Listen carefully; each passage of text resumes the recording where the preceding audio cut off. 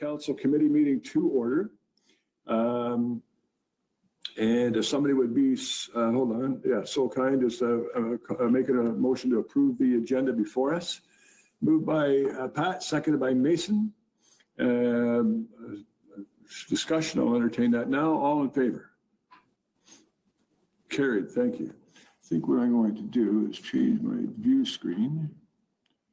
Active cameras. That's gooder. That's much gooder. Okay. I'm just kidding. I say that on purpose. Disclosures of interest based on any of the materials in the agenda. I don't see anybody's hand rising. If you do, if something does occur to you as we proceed, please bring it to my attention. We'll deal with it then. Thank you.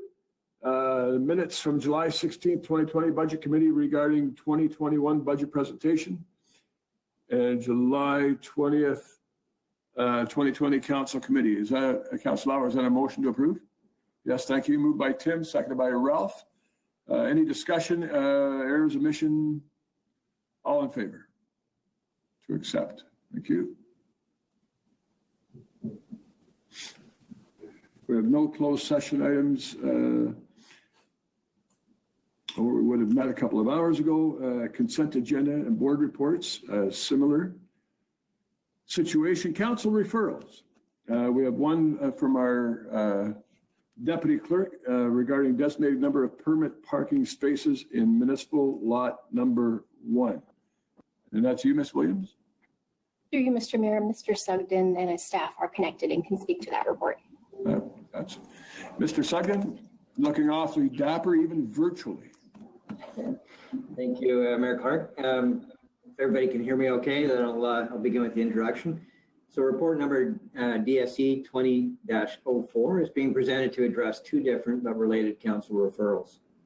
One component of the report examines the feasibility of converting 10 of the existing pay and display parking spaces in municipal parking lot number 1 as daytime permit parking spaces.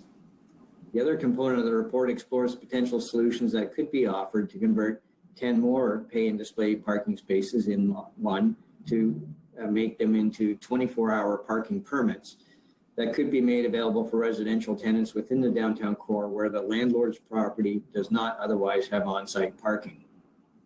Staff completed an analysis to understand the potential impacts on existing parking availability in the event that up to 10 pay and display parking spaces were converted to daytime parking permits. It was found that this conversion would not impact the availability of pay and display parking spaces for the short-term stay customers within Lot 1.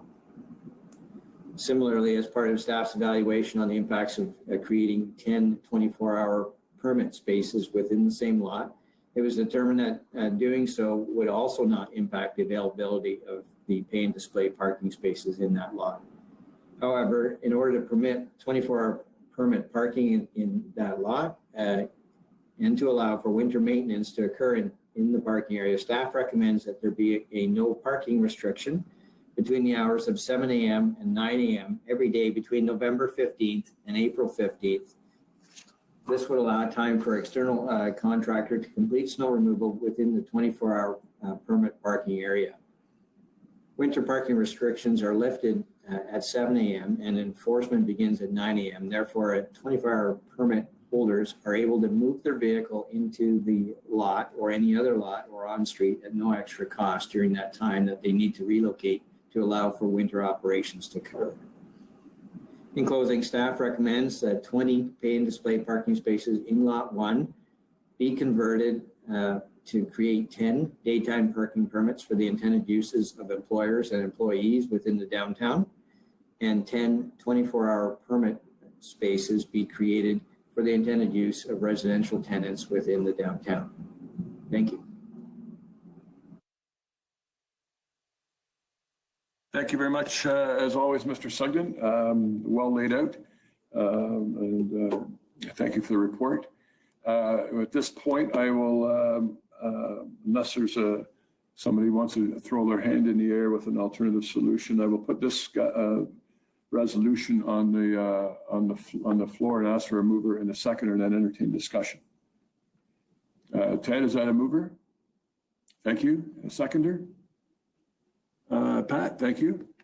That this committee recommends to council that is recommended in report DSC 2004 dated August 18th, 2020 from the Development Services and Engineering Department, Traffic and Parking Bylaw number 2007-55 be amended to convert 10 pay and display parking spaces in municipal lot number 1 to 10 permit parking spaces. And that Traffic and Parking Bylaw number 2007-55 be further amended to convert 10 pay and display parking spaces in municipal lot number 1 to 24-hour permit parking spaces. And that the Traffic and Parking Bylaw number 2007-55 again be further amended by adding a no parking restriction from 7 a.m. to 9 a.m. in lot 1 for the 24-hour permit parking spaces, a 24-hour period permit parking spaces between November 15th and April 15th, and at Chapter 454 of City of Orillia Municipal Code User Fees Property Services be amended to add 24-hour parking permits as a type of user fee. And at Chapter 454 of City of Orillia Municipal Code User Fees Property Services be further amended to add 24-hour parking permits and administration fee as a type of user fee. And that Chapter 454 of the City of Orillia Municipal Code User Fees Property Services be further amended to add lot 1 to interior lots. I will now open the floor for questions, comments, and discussion. Councillor Pat. Thank you. Well, I think it's pretty well known around this table that I am not a morning person.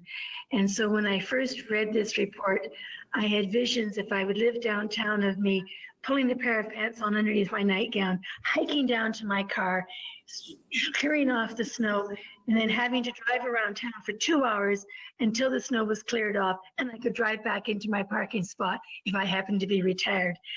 And because I couldn't drive through Tim Hortons because I didn't want to wake up because I wanted to go back to bed. And the vision just went, oh my God, I don't think I can handle this.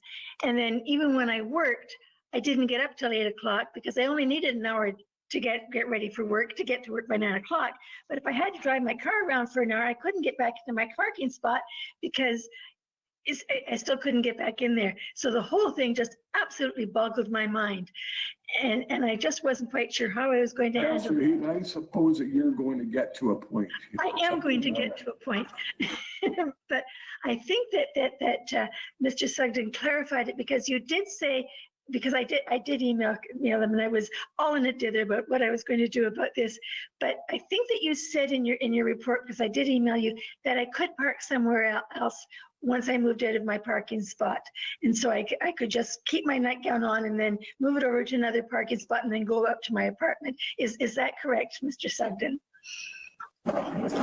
Through you, Mayor Clark. So yes, that's correct. Because parking enforcement does not begin until after 9 a.m. In the parking lots, you can move your car from your 24-hour parking permit spot and just park it elsewhere within lot 1, so that those 24-hour spots can be cleared of snow, and then you can move it back before parking enforcement begins later that morning, and that way you don't have to pay for another parking space that you've just returned back to your parking permit spot. So then the matter is I just have to stay awake till 9 o'clock if I happen to be retired and then move my car back again. Okay. Councillor Heen, I've heard you passionate over some of the items before us over the last 5 or 6 years, but I'm not sure if I witnessed that same level of passion until today. Councillor Rob. Thank you, through you, Mayor Clark. I'm glad to see this is finally coming forward. We've had lots of deputations from lots of merchants in the downtown core. They're paying quite a significant amount for parking charges, having to feed the meter right behind their stores. And I think this is a win for that area to see that they're going to have at least 10 spots so they can get their permits, and they'll be happy. And I'm glad it came to light a lot faster than it had been moving forward. Thank you. Thank you, Rob. Councillor Ted. Thank you, Mayor Clark. I'm quite excited about this. This does respond to the inquiry that I believe Dave and I put forward for additional permit parking. It was intended because the inquiry that came to us was from a entrepreneur who has a business on the second story of a building that abuts that parking lot and is employing 15 or so employees who are coming and going from his business on client visits and things of that nature. And what they're finding is that the expense of the parking lot is quite substantial. So I was happy to see the transferability of the permit in this particular context. I'm just wondering, if I may, a question, Mayor Clark, as to the degree of rigorous enforcement if we have no snow removal needs on a particular day or two, because once in a while we get sunny days where all the snow has already been cleared.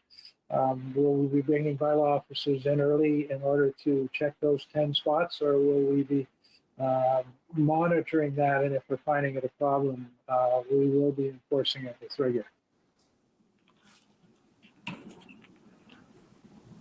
Through you, Mayor Clark, I'll begin, and I may lean on Ms. Dobson, who can jump in to fill it in because she's worked closely with our Manager of Legislative Services in the crafting of this report. So that is a good question. Part of the report deals with snowfall events and what is a snowfall event, and from an enforcement perspective. So obviously we don't have our contractor doing snow removal during times when there's no snowfall event, but sanding may still be required because the surface becomes polished over time or frost is accumulated, etc. So other than that, it may still be necessary to deal with enforcement to make sure that we can provide a safe environment for people to park and walk through. But Ms. Dobson, if you wish to offer anything else, please jump in.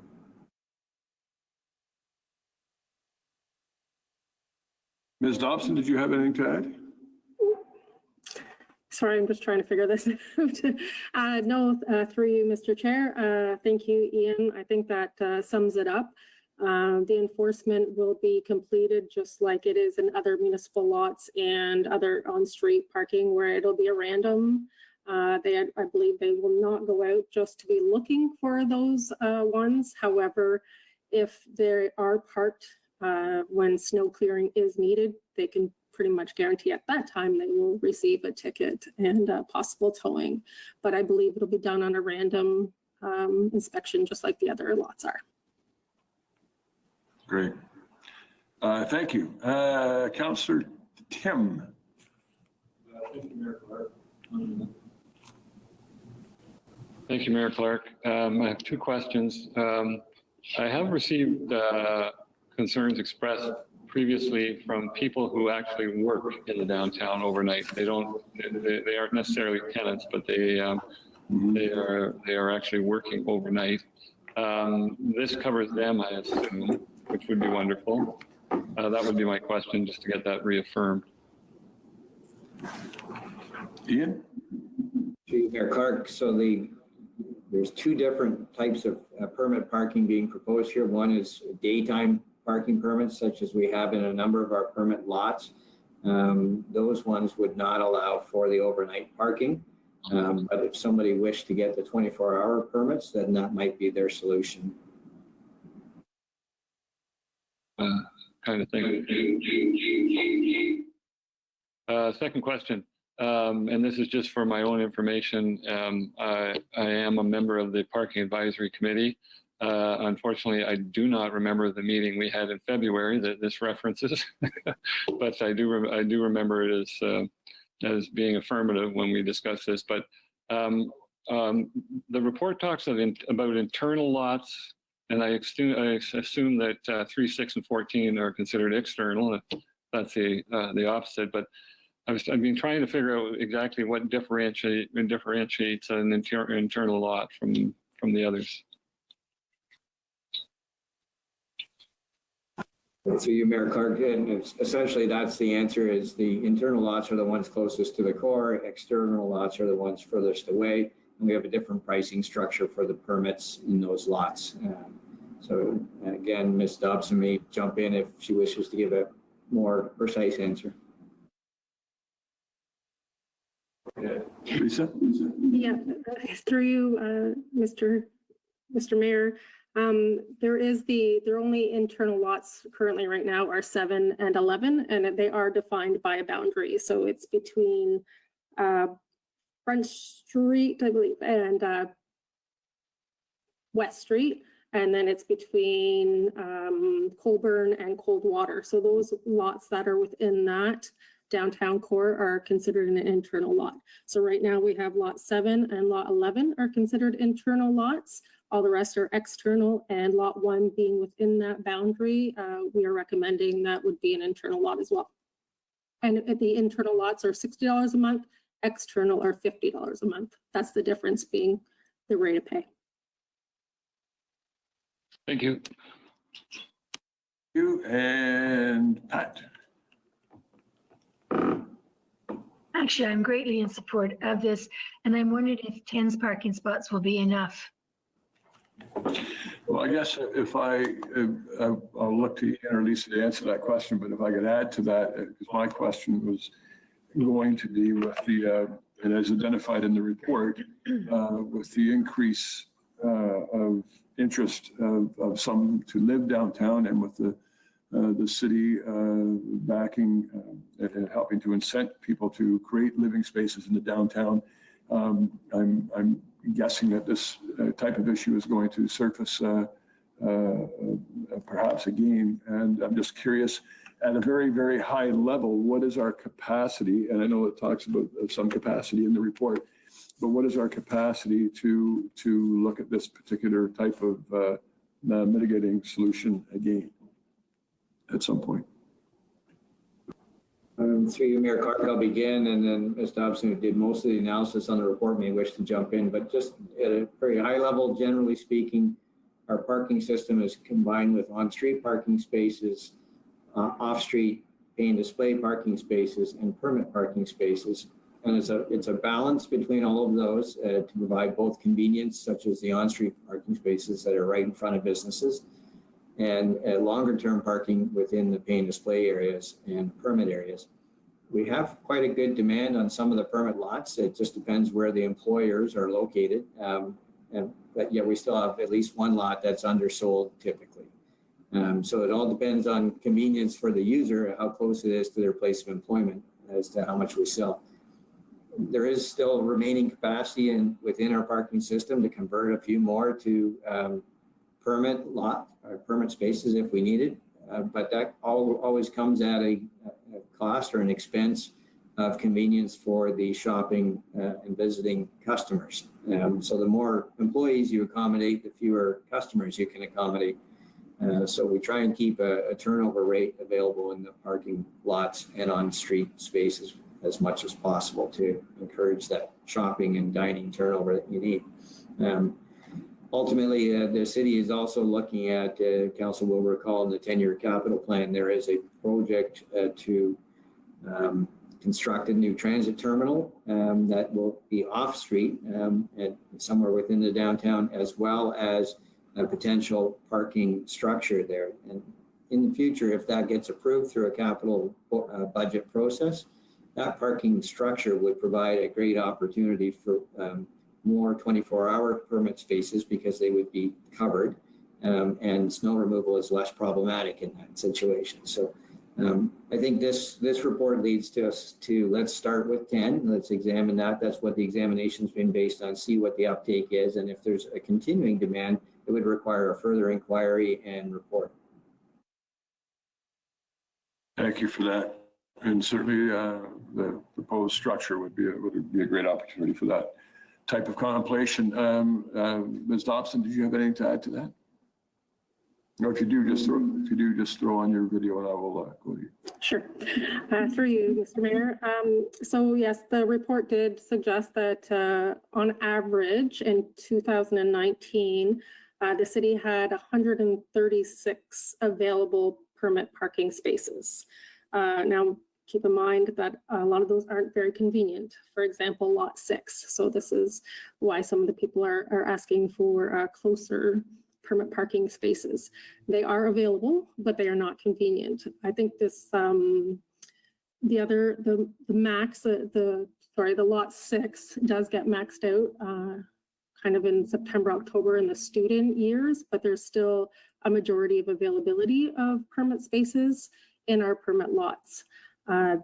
This is a great starting point for the 10 and 10. And then as Mr. Sugden mentioned, that it could be looked at down the road. There's no idea what the demand is right now. It's something new we've never had. So it's a great start. And then if more is needed, then that can be addressed and looked at further. Thank you for that. And just, not that I'm weighing in on a debate necessarily, but I thought it was some creative thinking and a good report. I appreciate that. Thank you. Any further questions, comments? I will now call the question. All in favor? That is carried. Thank you. And thank you, Ian, and thank you, Lisa.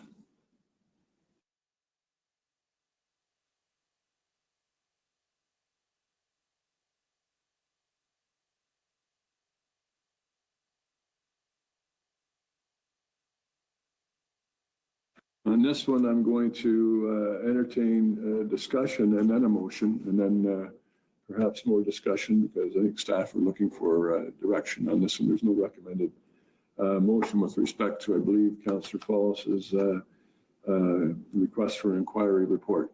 And Jay, do you want to start us off on this? I can lead it a bit. I assume Renee will probably take the lead in terms of the report itself, but I just wanted to commend staff for the research that went into this. I really appreciate it. It was an intricate report, and I think the solution that's proposed is kind of a nice medium. It's feasible, and from my understanding, talking with Renee, it's also very safe from some of the outreach that the city research team did there. They found that, I believe it was Peel Region that Renee had mentioned, that they had basically installed these sharp boxes, the ones that are proposed in option 1, and they've had no issues with them, and they've put them in various locations, not just at public locations, but along streets, and they've been quite effective. So certainly a very promising outcome there. So it suggests that there is a way that we can do this that's safe. The other thing too to note, and I'm sure Renee will get into this a bit more, is that it's mentioned there, I believe, that we've accommodated for these boxes to be emptied 3 times a season. What could happen if we're going off our current numbers, it might end up being that we only need to empty them once a season. So the operational costs could go down significantly. They're already pretty reasonable, but that number could be reduced even further. So kind of a nice possibility there. But anyway, I'll turn it over to Renee, who I'm sure will have a lot more to say on it. Renee, if you wish, and this is your report, would you, I think it's not the only one before us tonight, would you like to, I guess, if it's too late to introduce it, but speak to it now? No, through you, Mr. Mayor. I was just going to give council a very quick overview on the report. It's just basically presenting options for council's consideration with respect to the feasibility of making sharps disposal units available within Couchiching Beach Park and JB Tudhope Memorial Park. So as Councillor Fallis alluded to, staff investigated various options for providing this type of service, and we're seeking council's direction to refer any associated costs for the service to the 2021 operating budget process. Should council wish to provide this service, staff are recommending option 1 as outlined in the report. We did find that a number of municipalities assist in providing similar services within their communities, and their choice of specific product and service delivery does vary. Staff are in favor of option 1 as it is the most feasible of those considered based on the overall cost, security of the units, and availability to the public. So option 1 recommended installing 1 exterior mounted sharps disposal unit to the public washrooms at Couchiching Beach Park or Moose Beach area there, or sorry, in Tudhope at the Moose Beach area there and Couchiching Beach Park washroom. We did investigate with other municipalities that have the units in service, and they have raised no concerns in terms of vandalism or damage to the unit. They would allow the units to be available to the public to access 24 hours a day when they're in the park. And they would also make it the most feasible in terms of disposal. As Councillor Fallis alluded to, we have the options involved in terms of the costing in table 2 there that shows the one-time cost associated, as well as any ongoing costs identified for council's consideration.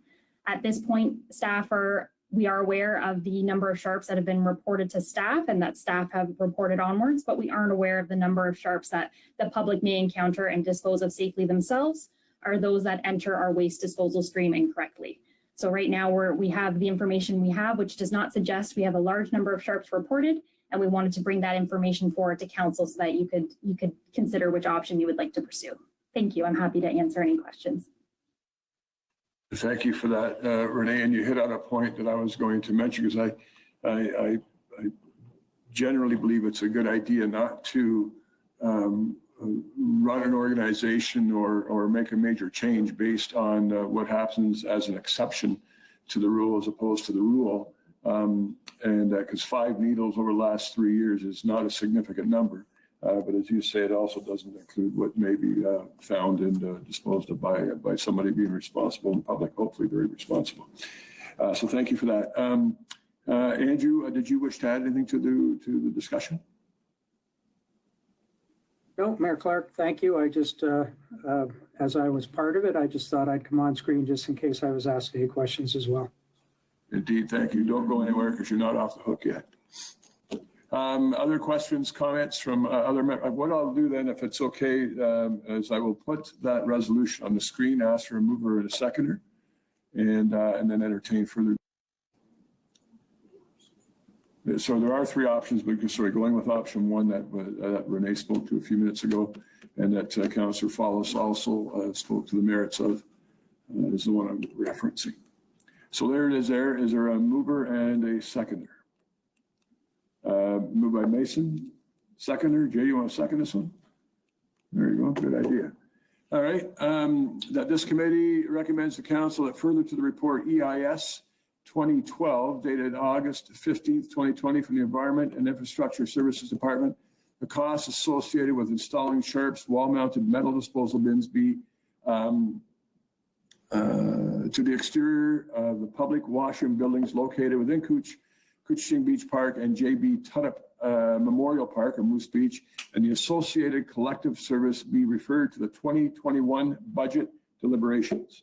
So this, in essence, would move this along a few months till November, December. To speak to this, Mason, Ralph, and Ted. Sure. Through you, Mayor Clark, I'm happy to support this moving forward to the budget process. I think it's something worth our time to discuss for sure. And when you look at the costs, they are fairly low, $50 to $75 for a bin that you can put on a wall outside, similar to the ones we have in the library currently. And as far as I'm concerned, even if it's just a couple needles a year that are going in there, those are ones that are not, in the sand on the beach or in the grass.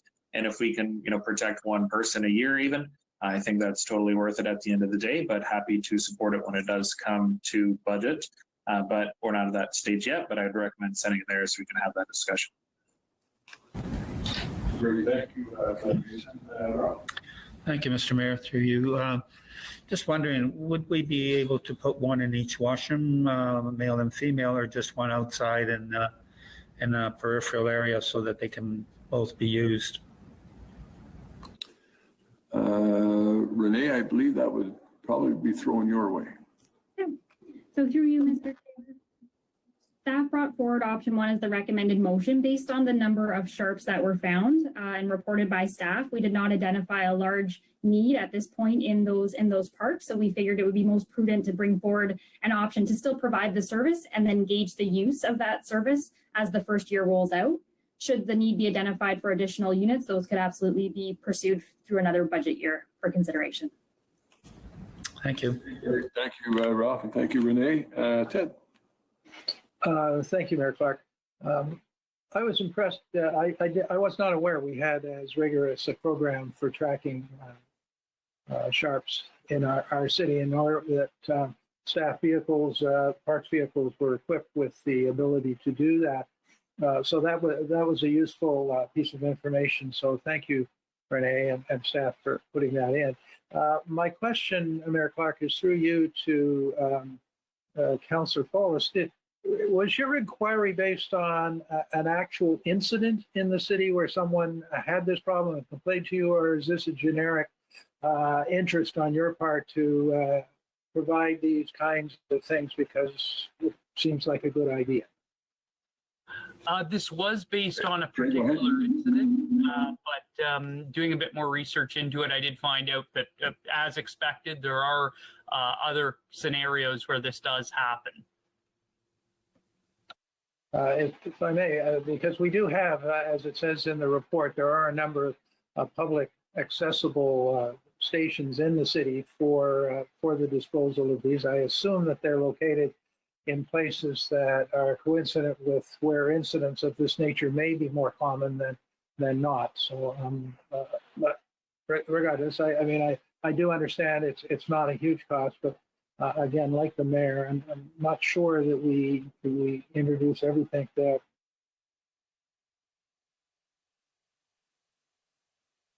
Ted, I think your microphone got shut off about 20 seconds ago. Oh, okay. Well, then it was probably that what I was saying wasn't worthwhile. But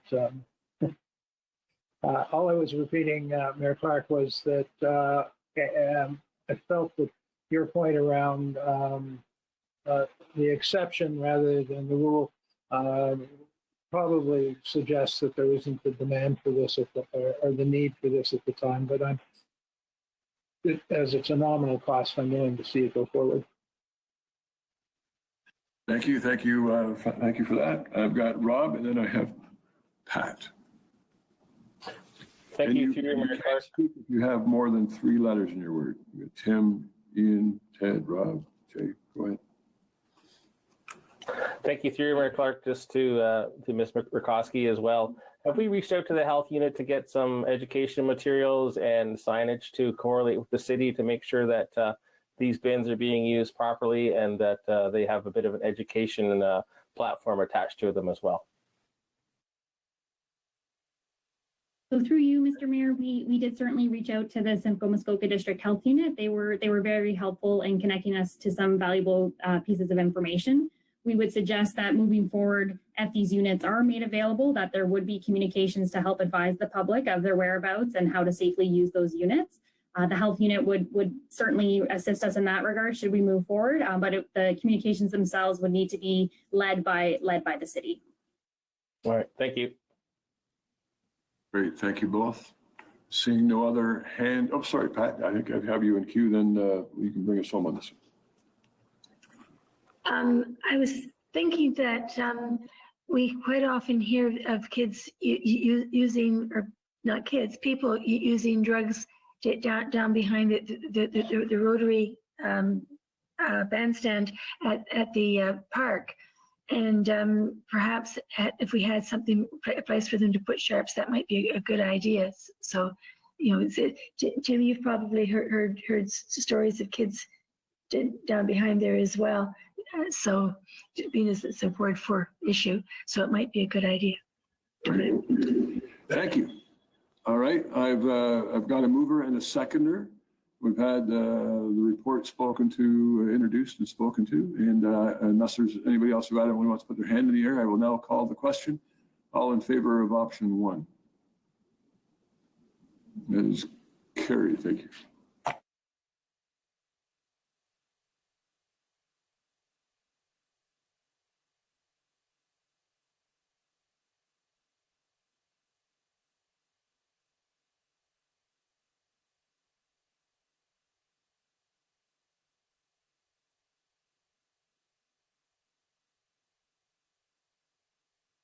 Okay, we're in the departmental reports, and as I alluded to earlier, Ms. Rakowski and Mr. Shell do not get off the hook.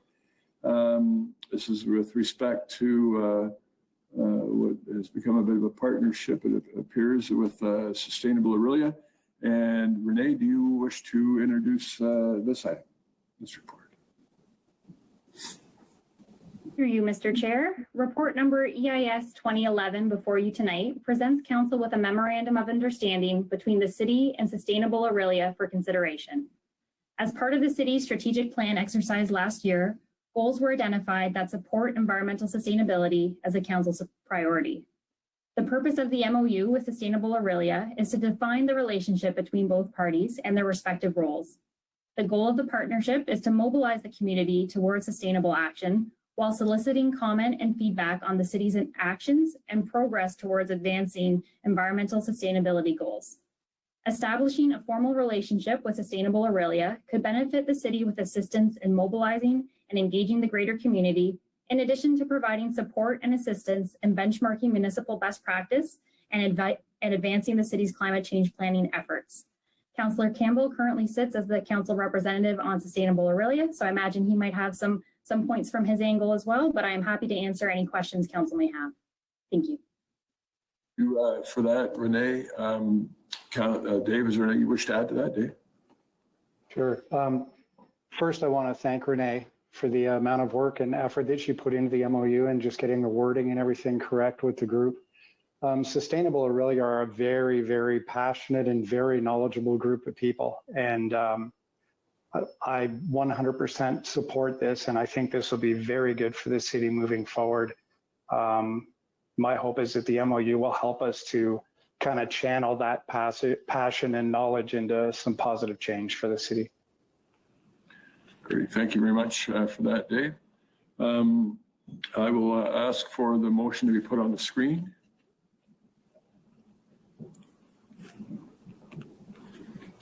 That's you, Christine, doing that, right? Okay. Thank you, Christine. That this committee recommends, sorry, a mover and a seconder, if you want to take a moment to read that. I'm looking for. Moved by Ralph, second by Dave. I should probably do that the other way around. Sorry, David, I didn't see you first, but I'm sure that's okay. That this committee recommends to council that is recommended in report EIS 2011 dated August 13, 2020 from the Environmental and Infrastructure Services Department, EIS. The city entered into a memorandum of understanding known as the MOU with Sustainable Orillia to establish a basis for collaboration and cooperation towards advancing sustainability within the city, and that Mayor and Chief Administrative Officer Clerk be authorized to execute the Memorandum of Understanding with Sustainable Orillia effective August 31st, 2020, or later at the discretion of the city. Any further questions, comments, Ralph? Thank you, Mr. Mayor. Just a quick question. Does this commit us to the $10,000 prior to budget? The way I read it, I think it does, but. That's not the case. Somebody, either Renee or Andrew, wish to speak to that, or Dave? Renee? I can speak to that. So, through you, Mr. Mayor, the way the current MOU is set up is that Sustainable Orillia is required to bring forward all budget requests as part of the formal budget process for the city. So currently, Sustainable Orillia was approved for $10,000 worth of funding for 2020. Should they wish to pursue additional funding for 2021, that must be addressed through the budget process. Thank you both. I believe I have Ted and Q. Thank you, Mayor Clark.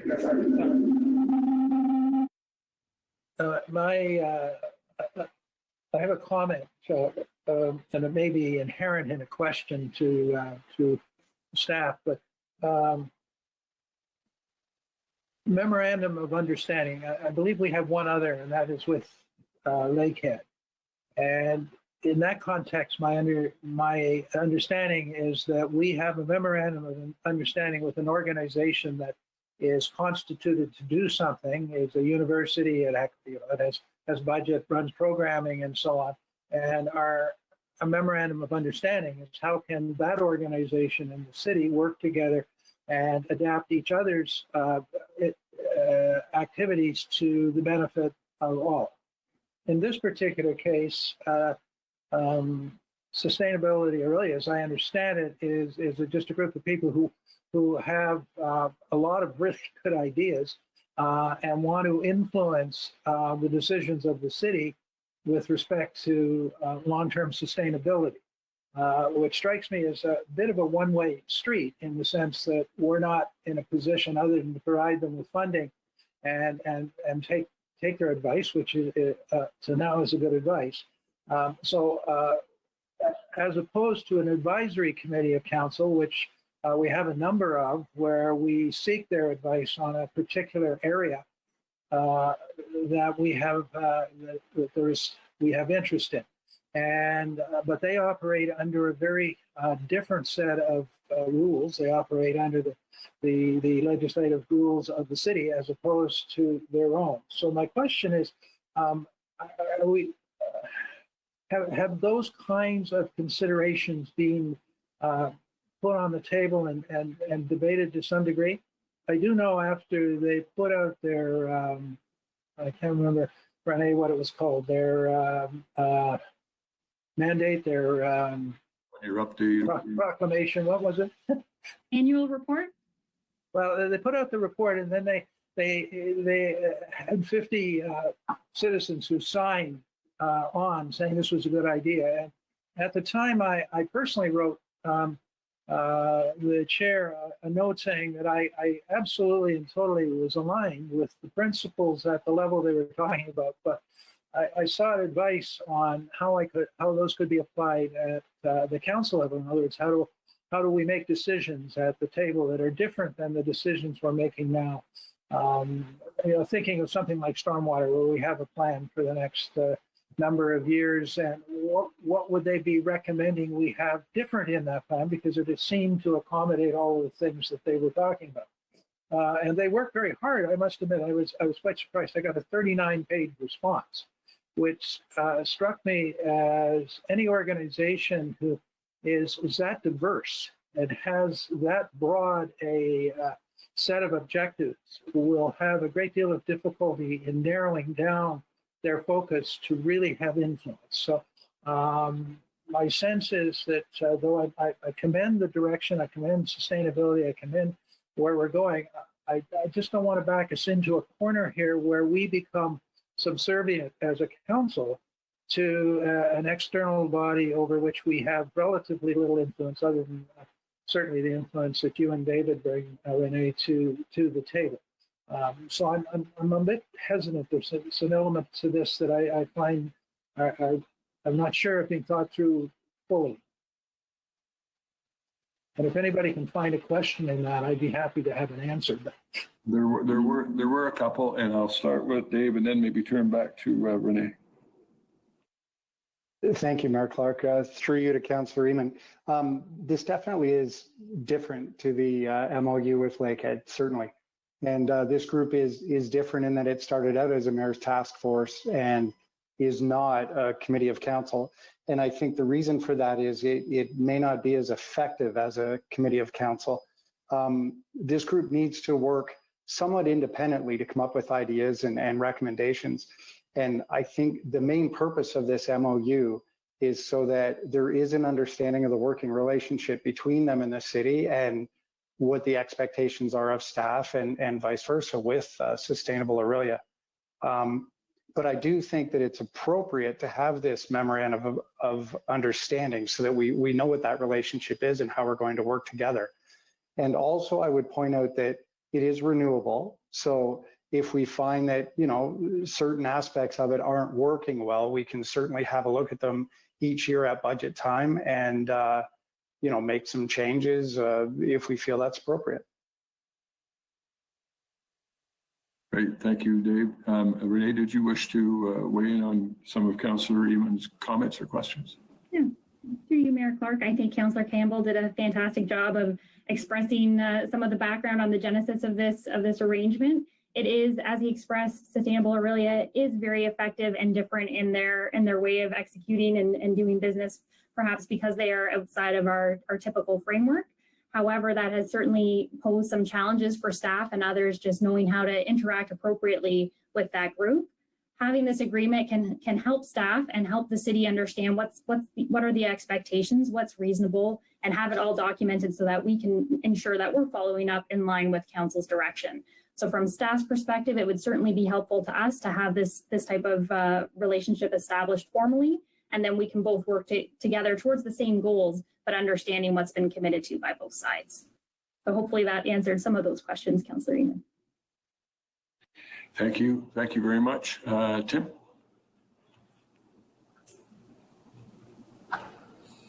Sorry, Mayor Clark.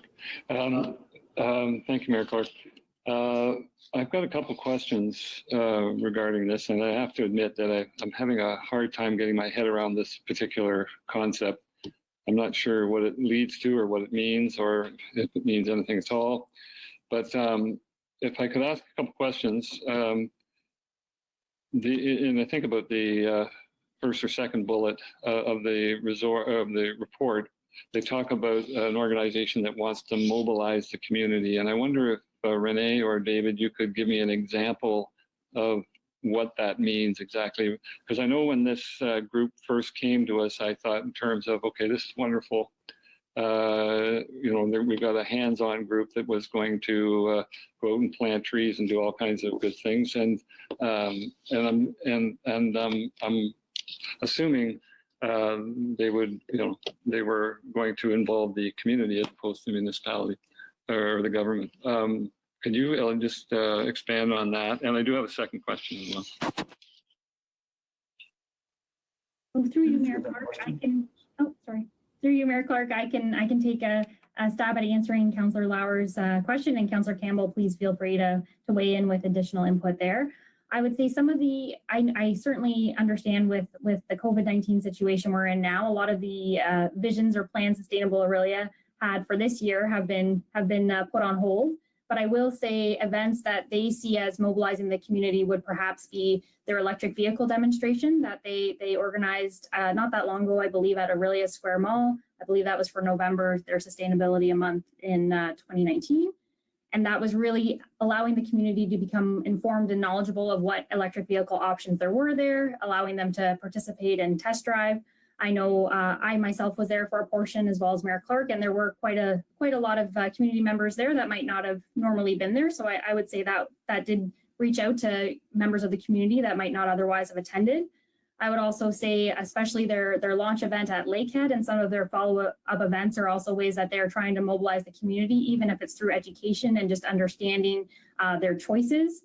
They also do a tips column that's in the local media here that I think they would consider as engaging the community to some respect, especially with our digital age we're in right now, just to help inform people to make sustainable choices. So those would be some examples that would come to my mind, but I'll allow Councillor Campbell to weigh in with others. Dave? Thanks, Mayor Clark. Yeah, you covered pretty much everything I was going to cover, Renee, and exactly. And the electric vehicle demo was a really good example of things that they plan on doing. And I really enjoyed it because I got to drive a Tesla for the first time in my life, and that was pretty exciting. But the education component of it is key. These are people, for example, there's an expert, one of the sector chairs is an expert in the circular economy, and it's a concept that's really, really taking off. And it's something I've learned a little bit about in the last while. And just being a part of that group, being on the board, I've learned so much because, as was mentioned earlier, they are a diverse group and they have a lot of people with expertise in many different areas. So there is a great opportunity for us as a city and all of our citizens to learn from the group and hopefully put a lot of that knowledge into use. Thank you for that, Dave. Further questions, comments? Tim? Sorry, Mayor Clark, if I could follow up. And I acknowledge the events you just mentioned, but I'm not sure I understand how they tie into the city and why an MOU is necessary for that kind of thing to happen. But anyway, I can talk to Renee or whoever off camera. My second question has to do with duplication. We've just joined the Canadian Federation of Municipalities, and we've decided to go down the road with them in regard to sustainability, and we indeed have our own staff working on that. We have an EAC already. And I'm just wondering, to give you an example, the stormwater master plan is going to be updated in the short term. Traditionally, that would be taken to the EAC for comment. Is it now going to go through all those other areas as well and be also offered out to Sustainable Orillia for feedback? And if that is the case, how do you amalgamate all that feedback into constructive criticism of that report? Renee, I'm guessing. Hey, Mr. Chair. So the way the MOU is currently worded, Councillor Lauer, is that staff would have the option of presenting that report to Sustainable Orillia for their feedback and for their comment. So if it's a report or it's a topic where there is those sustainability strategies in mind and staff are looking for some additional comment or expertise on that subject matter, that option would be available to staff to pursue. However, it would not, as it's written currently, would not be treated with the same level that an advisory committee of council is, where there is mandatory circulation of certain reports to council's advisory committees. So we've really placed it more in staff's judgment to reach out for that comment and feedback if it's valuable on the reports that they're bringing forward. Okay, so we're not setting up any expectations on the other side that any report that has anything to do with environmental issues or transit issues or whatever would be vetted through that group.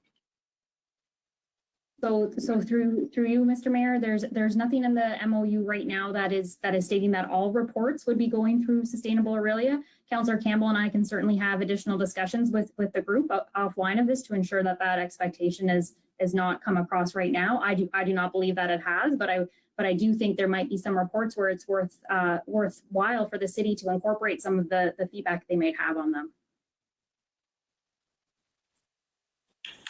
Thank you. Ted? Thank you. I have a further comment, but I'll wait till everyone. All right, I'll go to Ted, then back to you unless somebody else weighs in. Ted? Thank you, Mayor Clark. I'm well aware that groups outside of the normal governance structure of the city can have an impact, mainly because I chair the Economic Recovery Task Force, and it's operating outside of that the normal restrictions. However, it was put in place because of a crisis. And I have no problem with the fact that climate change is a crisis. The hardest thing I had at the ERTF was to keep the focus on what we could do in Orillia, not try and solve the COVID-19 problem across this province or across this country or across the world. And often our discussions would slip into that and always trying to bring them back. What do we do? And in this particular case, the council, what we do is we make decisions, primarily capital decisions, other than our day-to-day operating stuff, but our capital decisions are on our roads, our sidewalks, our water system, our wastewater, our sewage, our waste collection, all of the infrastructure we have, our transportation system. We outsource our health and well-being to the county, so though we influence that, we don't necessarily direct that. So it's those areas that, from my point of view, it is necessary for us to be concerned about climate change, because I think that's a lot of what drives, from what I can see, of sustainability, and the degree to which we are economically sustainable as we go forward. On the other hand, so if we can narrow down so that their focus on helping us, I mean, all the education and things you mentioned are wonderful, and their community interventions, they don't need the city particularly, unless they come back asking for money to do all those things, which some groups have done. The other thing is that the ERTF has a finite time frame. It dies when the emergency in our city dies.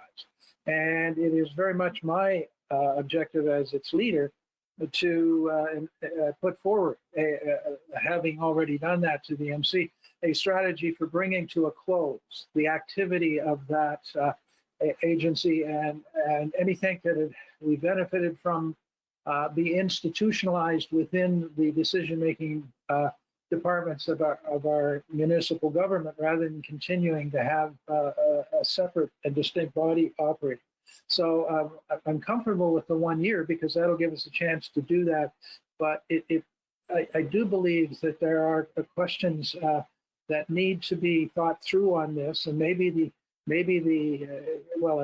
really only have 4 months actually for the remaining year. So I'm not sure that that's a long enough period of time to work this through. So it may be that we need to get a couple of years through 2021 under our belt where we can find out the real value that this group brings, not only to our community in general, but to the decisions that we're making at the council table. So that, because that's really where I believe our responsibility lies, is how we deal with that. So anyway, that's just my feedback on that. Good point. Thank you. Further questions, comments? Sorry, Ted. I'm sorry. I just add for Renee's benefit, we did ask, the ERTF did ask the sustainability to do their electric car thing on the main street, which they did a couple of weeks ago, and it was well attended and interesting. And I believe we are going to repeat that again in the next one, either this weekend or next weekend, as that program comes to a conclusion. So yeah, no, it was valuable. Thank you. Sorry, Mayor Clark. Great. Thank you, Ted. Tim. Thanks, Mayor Clark. I guess I'm reluctantly being a little reticent here because of, I guess, 20 years of experience. I know that when I was elected 20 years ago, sustainability was the buzzword. It was a new buzzword, but certainly was, it was almost the smart city kind of connotation of the day. And everybody was looking at solutions and talking about sustainability. Then over the years, it came and went. It was at the forefront, and then other things would take over, and it would fade away, and it would come forward, and it would fade away, and it would come forward and fade away. Now, understanding that certainly climate change has reached a critical point now, and we do need to do whatever we can to put a halt to it. But I'm just not convinced that education, education is always important, but it's not the answer. The answer is that I believe we as politicians need to make some hard choices. We have to make the decision that may not be the politically expedient way to go about things. We have to spend money. We have to do the things that are hard to do for politicians, and especially when we have to explain it to taxpayers. So I'm certainly going to support this and let it play out. But I'll be looking for real action on this and some real different direction and creativity. Thanks. I'm just going to mention a couple of things that I know that they are working on that would mention that be definitions or illustrations of definitive of change making within the community. But Dave, maybe I'll let you do that. I see you had your hand in the air. Yeah, I was just going to say, Mayor Clark, through you to Councillor Lauer, this is about far more than just climate change. This is about sustainability, and this is about us as politicians making decisions going forward so that we leave this city in a similar condition to how we found it environmentally. So that the decisions we make in terms of, perhaps we decide to change our fleet to electric vehicles because of the impact that would have. Being able to have sustainable Orillia inform that decision, because I think they have a tremendous amount of knowledge that we can turn to for those types of decisions. And that's what really made an impression with me working with this group over the past year is that how much they care about what we do as a city and where we leave it. For us, 2 years from now, when our term is up, and the impact that our decisions have had on the environment of this city. Sorry, thanks, Dave. I was just going to add that, yeah, Timmy, I think you're right that sustainability has been a buzzword for quite some time, rather. But now it's become an absolute necessity. And I don't think anybody around the council table would probably argue against that. And yes, there will be some hard choices for council. But we also need to rely on some of the community activities that somebody like Sustainable Orillia will run to take to act as a complementary to some of the things that will take place on council. I know one thing they're working on right now. They're having discussions with 2 or 3 significant players in the energy industry about heat mapping, and apparently that those discussions have happened, as I say, with 2 or 3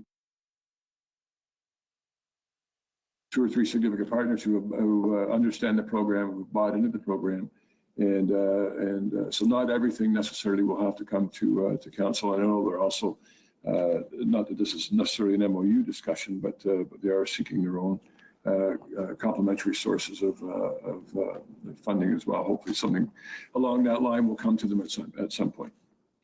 Sorry, Pat, I think you had your hand in the air, please. I was listening to Councillor Campbell and he was saying about how much he had learned over the past year sitting on this committee. And I think that we're most fortunate. I think we have some of the most brilliant minds in our community sitting on this particular committee, and that we should be taking advantage of their knowledge and supporting them in any way we can, because what they have the ability to give to our community at no cost as volunteers, we should be taking advantage of and supporting them moving forward. Understanding the support that we have given them over the last couple of years, but I understand your point. Thank you. Any further questions or comments? I believe I have read the motion. We're well spaced within the council chambers for the few of us that are here. That's why I depart from the chair every once in a while to pick up the resolution on the table adjacent to me. Plus, I complained that I wasn't getting enough exercise. So I have the motion before me that I have read, and unless there's any further questions, comments, or desire for discussion, I will now call the question. All in favor? That is carried. Thank you.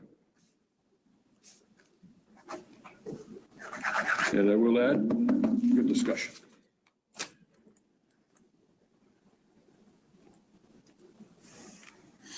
I think we're on to asphalt, if I'm not mistaken. Yes, it is.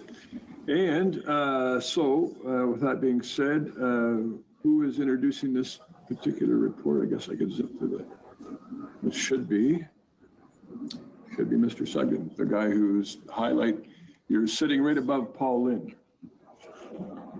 Mr. Sugden. Thank you, Mayor Clark. So report number DSE 2017 recommends the 2020 asphalt resurfacing program proceed with the resurfacing of the 7 streets that were identified in the report, as well as in the approved 2020 capital budget. In order to proceed with the resurfacing contract as tendered, however, the overall budget requires an additional $102,000 to be funded from the roads reserve. Proceeding with the recommended resurfacing continues to improve the overall condition index of the city streets and maintains the annual resurfacing program schedule identified in the 10-year capital plan. I'm here to answer any questions, as well as Mr. Duca, who's also standing by in case there's any detailed questions. Thank you. Thank you, Ian. Thank you, Jeremy.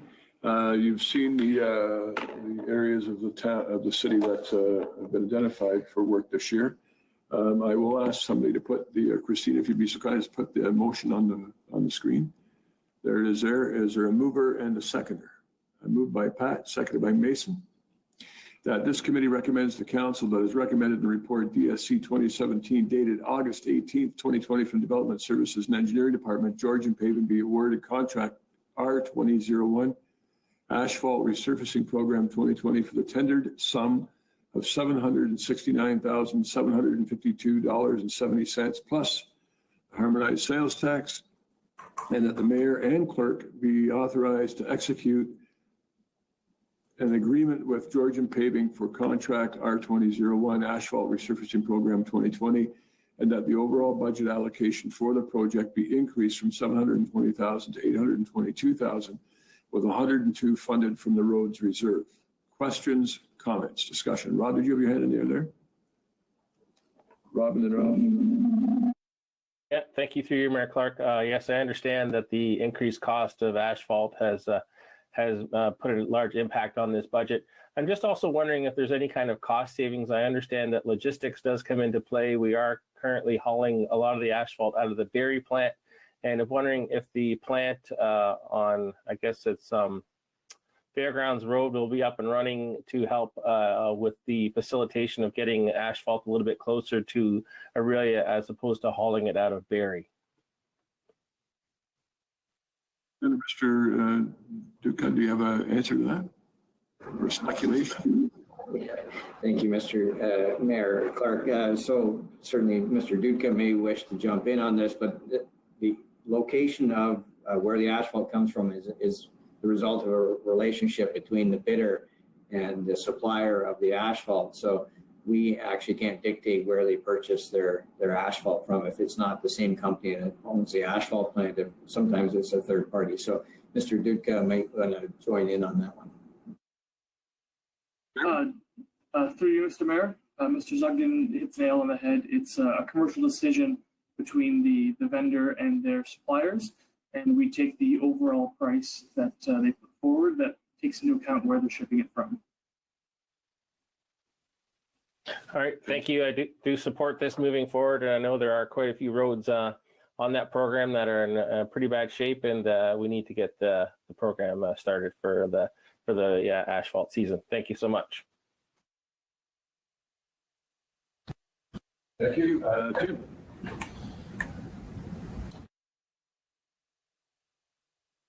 Thanks, Mayor Clark. Just a quick question. Would anybody on staff have a per meter, or not a per meter, the total meters of road that will be resurfaced? Yeah, Mayor Clark, I can address that, I believe. So in the 2020 capital budget, the details of all the roads being resurfaced in this case show a total of 1,990 meters of new road surface.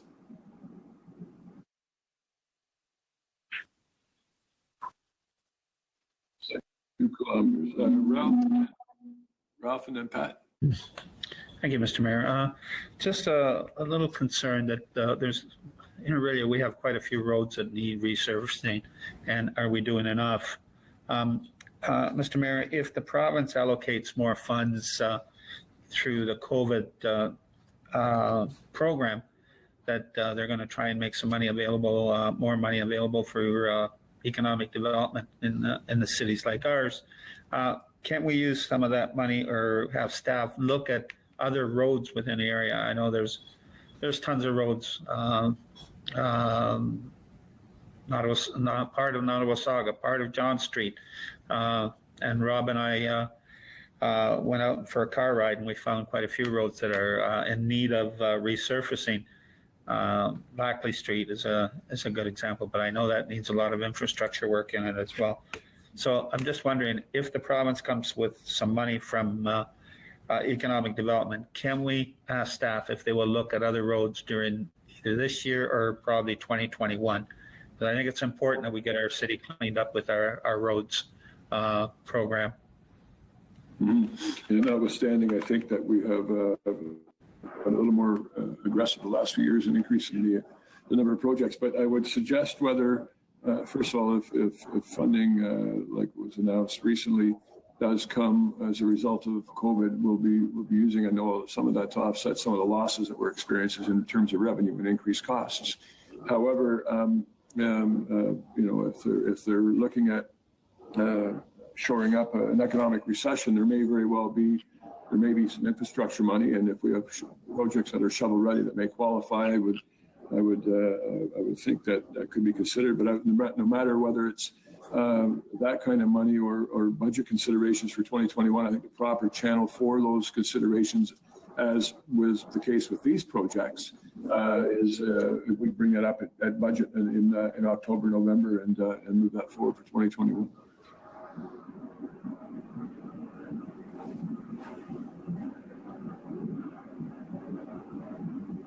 This one, you wanted to weigh in on that? Thank you, Mayor Clark.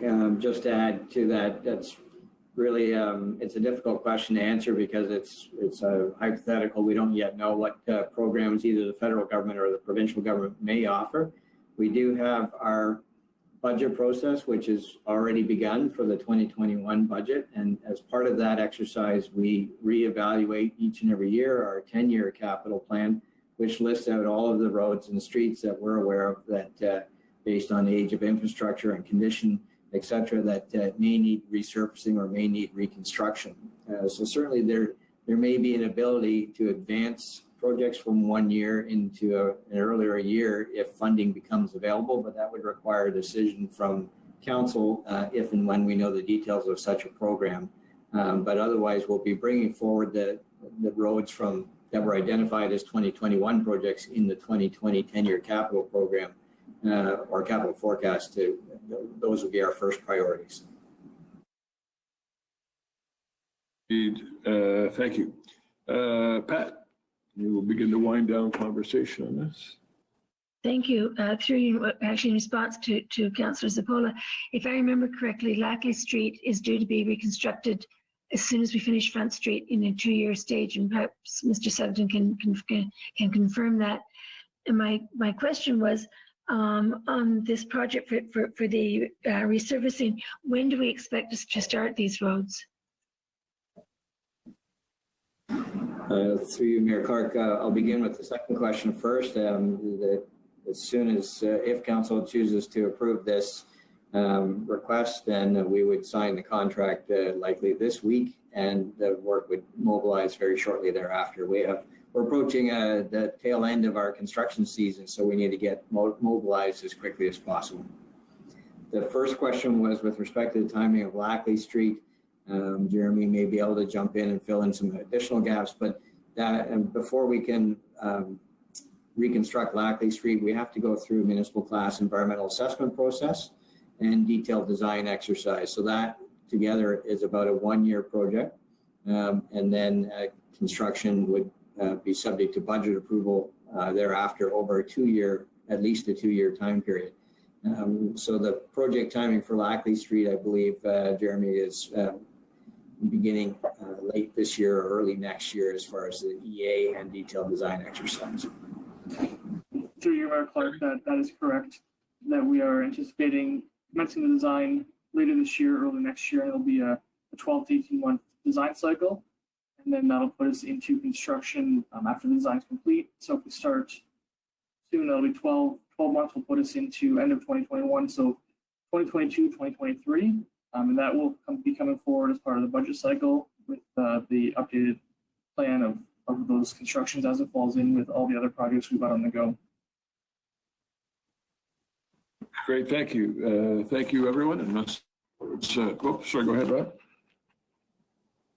Thank you, through you, Mayor Clark. I know we're getting a little bit off topic here regarding Lackley Street, but are we obligated to do a detailed design on that street where we just can't do a resurface?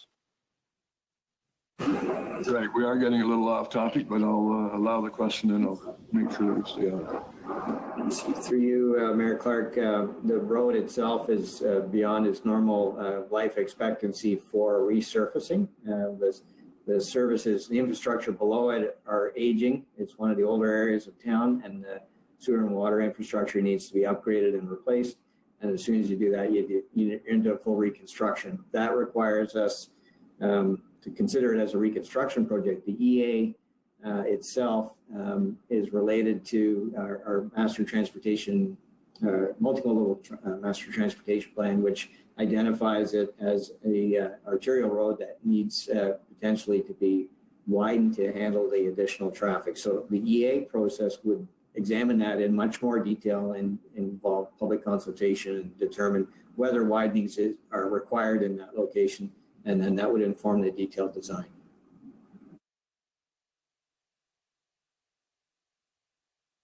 Thank you. Seeing no other hands in the air, I read the question and it was moved by Pat, seconded by Mason. I will now call the question. All in favor? Carried. Thank you.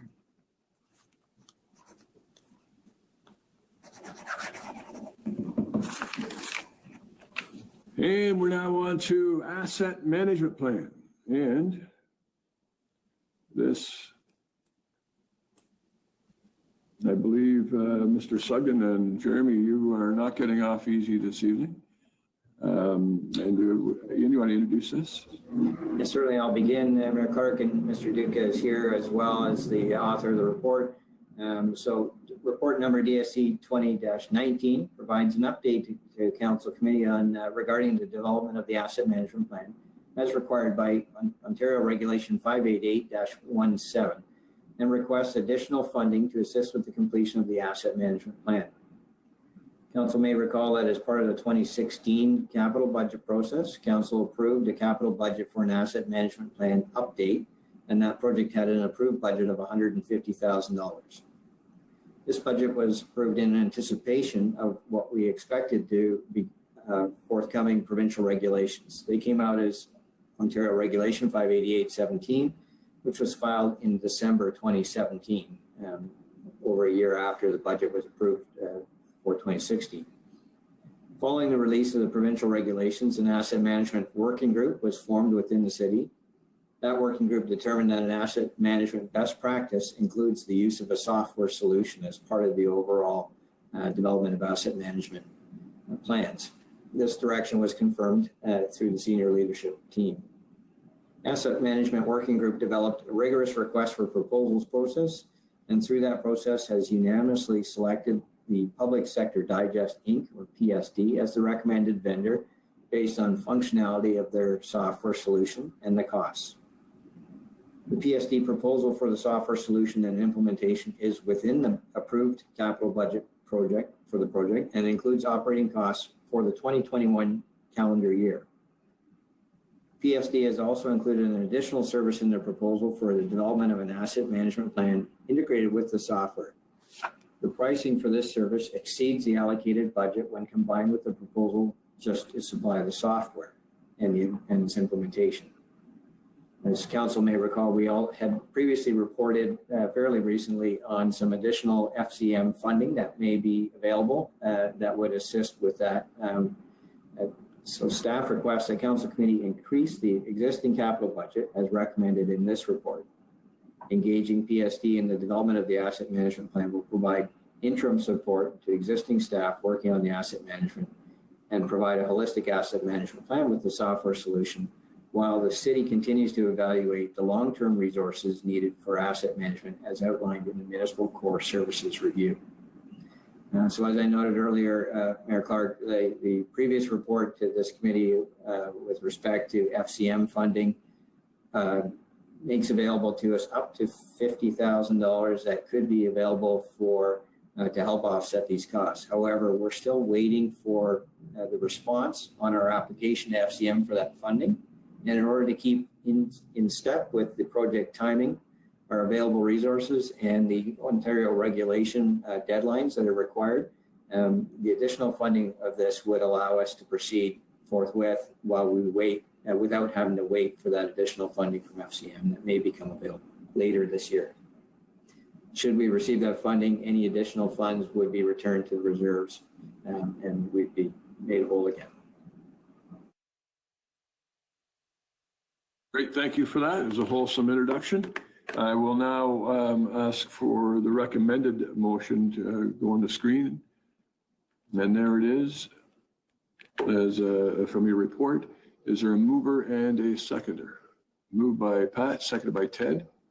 That this committee recommends to Council that it's recommended the report DSC 2019 dated August 18th, 2020 from the Development Services and Engineering Department, the approved budget for the 2016 asset management plan update be increased from $150,000 to $180,000 for the reasons that Mr. Sugden spoke and spoke to, and that $27,000 of the additional capital funding be appropriated from the capital contingency reserve, and $3,000 of the additional funding be appropriated from the wastewater reserve. Any further questions, comments? Discussion, Tim.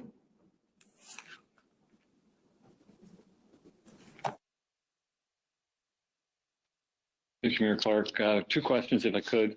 In the report, it refers to currently we are dedicating 25% position and then another 25% position to this effort. My first question would be, would it not make sense in the interim? I understand that we're looking to maybe make this full-time staffing position, but in the interim, would it not make sense to amalgamate those two 25% into one office? Mr. Sugden? You, Mayor Clark, I'll certainly begin. So the team of people working on this, each at 25%, is Mr. Duca and Stephen Gendron. And so they bring together their strengths both from the transportation and the infrastructure, buried infrastructure services. And the focus up till now through the Ontario regulation is the immediate need is to address what's known as the core services for asset management.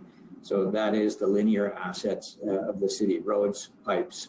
And so the two that are currently working on it are best able right now to provide that input and do the evaluation of those assets to get the data input into the proposed software and update the asset management plan. As additional municipal assets must come on stream in accordance with the regulations by 2023, then I think that's there's a different approach going to be required to maintain that data and to input it and truth it and keep the asset management plan updated.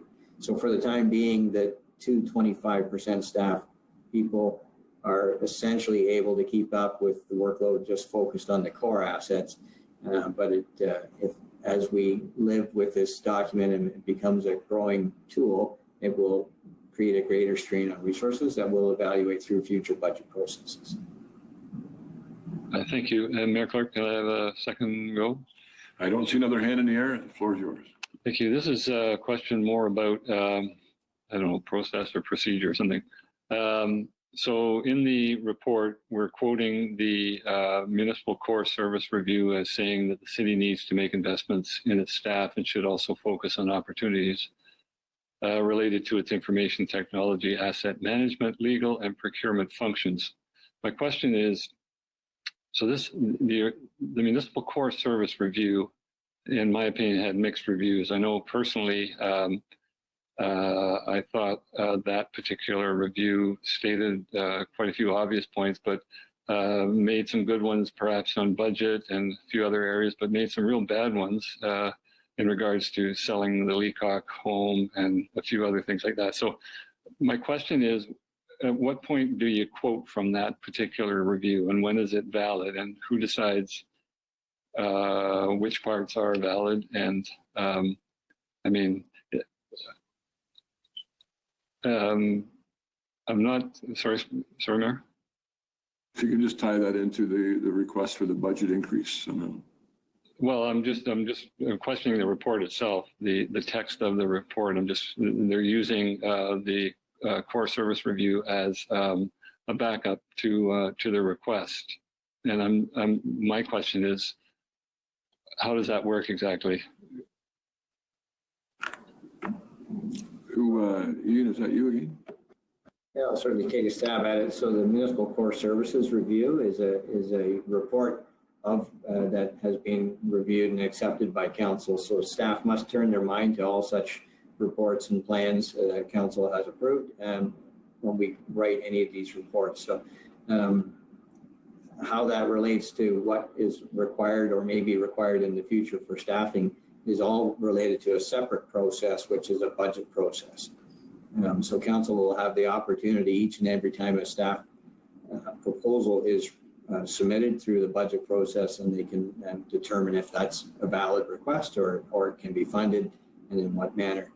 But I think that the core services review contained the reference to the need to focus on asset management, because that is the standard of practice in municipal governance across Ontario as a way to streamline their budget process to some degree, because when you have a better handle on the age and condition of all of your assets, you can better plan for your expenditures in the long term. So this budget request that's on here tonight has really nothing to do with staffing needs. It's more about getting this project done so we can comply with the Ontario regulations, and the tool that is best suited for that is a piece of software. And that company that provides that is also able to provide the asset management plan, which would be our first draft of that to comply with those regulations in time with the regulations. Thank you. Okay, we've got Ralph. Thank you, Mr. Mayor.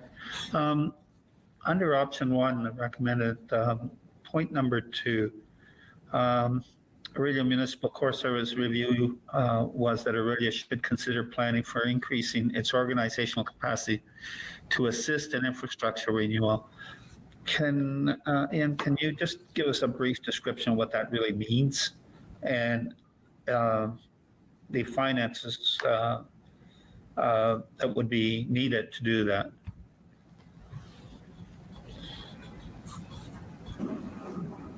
Yeah. It is in the report. Not sure if it's particularly germane to the question, but Ian, I've already allowed a little bit of latitude if you'd be so kind.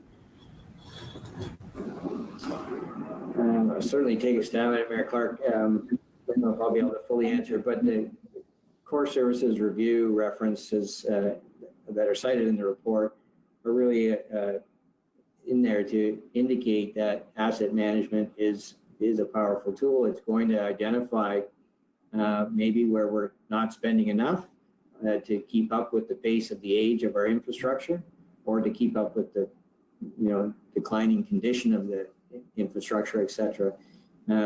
And so certainly that's not a certain outcome of an asset management plan, but it's commonly found that once you get your house in order and you get all of your data refined and perfected, and you realize how much everybody's heard the term infrastructure deficit, how much infrastructure is aging and what it costs to replace it, it's going to lead to some further discussions on that. Ultimately, council sets policy and governs to set what's the level of standard that they are acceptable in this community. So the numbers that come out of an asset management plan are really just that, numbers, and they help us predict our needs for expenditures. But it's council that sets the standard that will reconstruct roads to, and what the overall condition index, for instance, would be on roads, or what's the average age of infrastructure we'd like to maintain. So that's yet to be discussed. Thank you. Thank you both. I have a mover and Pat, a seconder and Ted, and I read the resolution. Unless there's a significant desire to have further discussion, I will now call the question. All in favor? Carried. Thank you.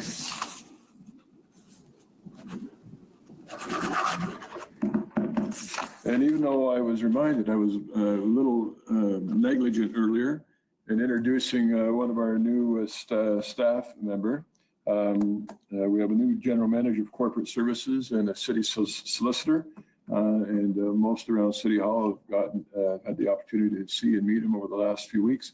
Amanpreet Singh Sidhu comes to us from Midland. And anyway, Amanpreet, a very, very warm welcome officially at the council table to the hood. Anyway, and with that being said, we have a report from Corporate Services and Legal regarding the semi-annual statement of expenses for members of council, and I'll look to our Treasury Department to introduce that. And pardon me? Thank you. Through you, Mayor Clark. Right in the middle of the action. Mr. Lang. Thank you. The Municipal Act requires an annual statement of council member remuneration and expenses. Council in 2015 requested a mid-year report on expenses. The report provides this information. Thanks, James. And I will now ask staff to put the motion on the screen. There it is right there. And is there a mover and a seconder for that? Moved by Mason, seconded by Pat. that this committee recommends to council that report number TRES 2020G07 dated August 18th, 2020 from the Corporate Services / Legal Department regarding the semi-annual statement of expenses for members of council from January 1st to June 30th, 2020 be received as information. Any questions, comments, discussion? I will now call the question. All in favor? That is carried.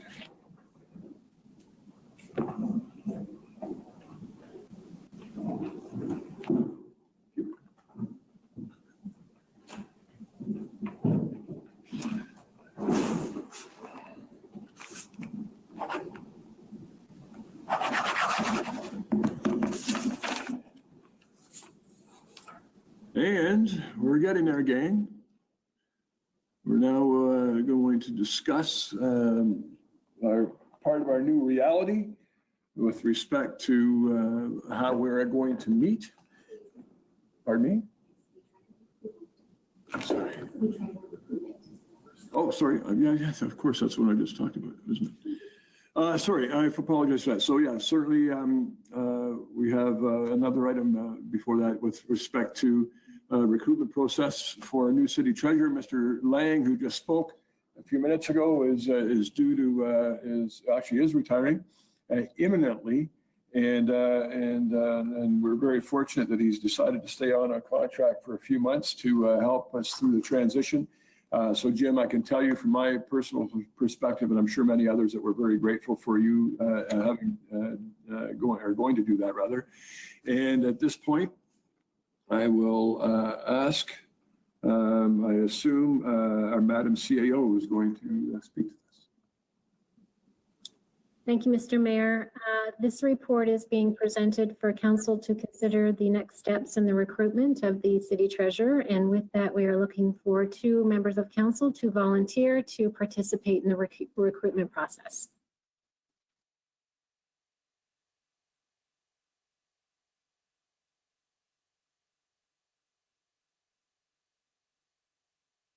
Sorry, Mayor Clark. I'm just putting up my hand to volunteer to do that. I don't know if anybody else has privately expressed interest, and I'll certainly step aside if that's the case. But if there is an opening, I would like to be on that committee.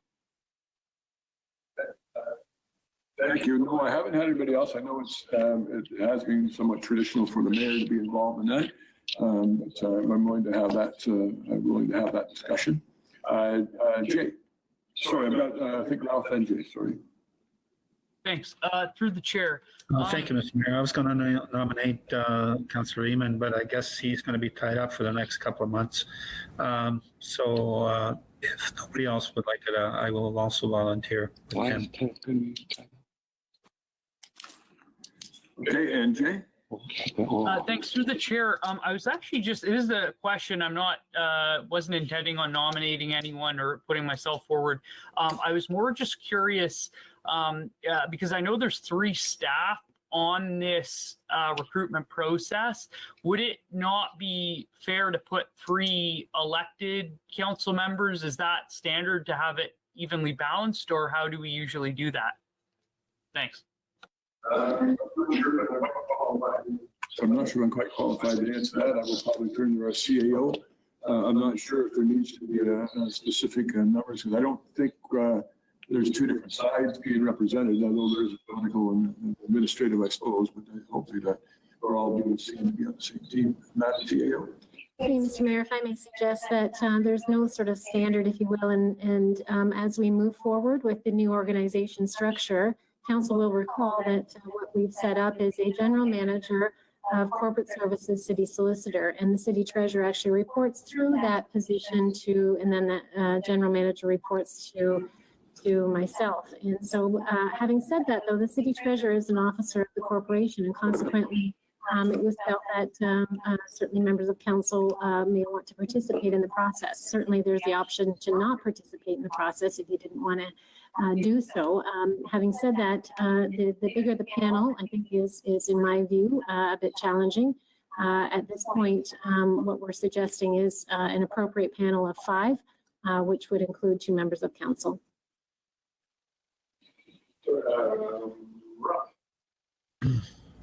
Thank you, Mr. Mayor. Are you going to be part of the process as well?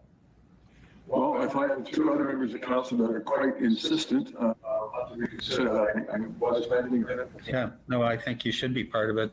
You'll be working very closely with him or her. Ted. Thank you, Mayor Clark. I was just going to ask, we're getting feedback. Good now. That was your comment. You're getting feedback. Okay. I thought you were trying to make a comment and you couldn't because of the feedback. All right. So Tim, you've put your name forward, and I have, and okay. So there's only going to be two. Anyway, I'm willing to stand down and no, all right. All right, sir, Rob, go ahead. Mr. Mayor, I'd like to amend the motion that we include the mayor as one of the participants. Yeah, that's six team or 6 person panel is a big panel, I think. It's the preference. I've been a part of a number of these over the last few years, and I just don't see the benefit of having 6 people there. Mason. Yes, through Mayor Clark, since we don't have a motion on the table yet, I'd be happy to bring forward a motion with both your name and Councillor Lauer's to be put forward.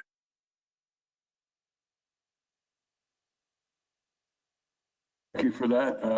Ted. I'd be happy to second that motion.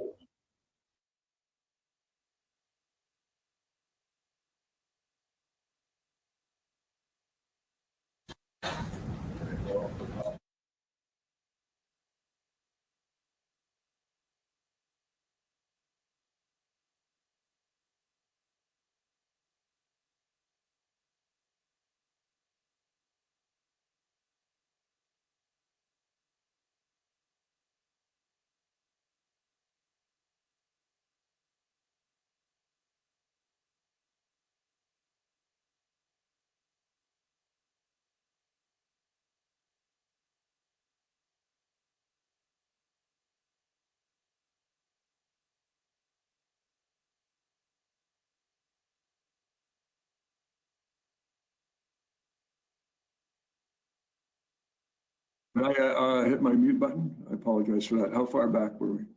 Okay, I've got a motion moved by Councillor Ainsworth, seconded by Councillor Emond, that this committee recommends council that is recommended in report CAO 2006 dated August 17, 2020 from the CAO, the CA office. An interview panel be established for the purpose of interviewing and recommending the hiring of the city treasurer. The interview panel consists of the following. Our Chief Administrative Officer, General Manager of Corporate Services, City Solicitor, whom I mentioned, I verbally introduced a few moments ago, Director of Human Resources, and Councillor Tim Lauer and myself. And Councillor Cipolla, if for some reason I cannot fulfill my duties, would you be able to step in? Sure, I've got the two of you, but sure, I'll act as a second. Thank you. Any further questions, comments, discussion? I will call the question. All in favor? Carried. Thank you.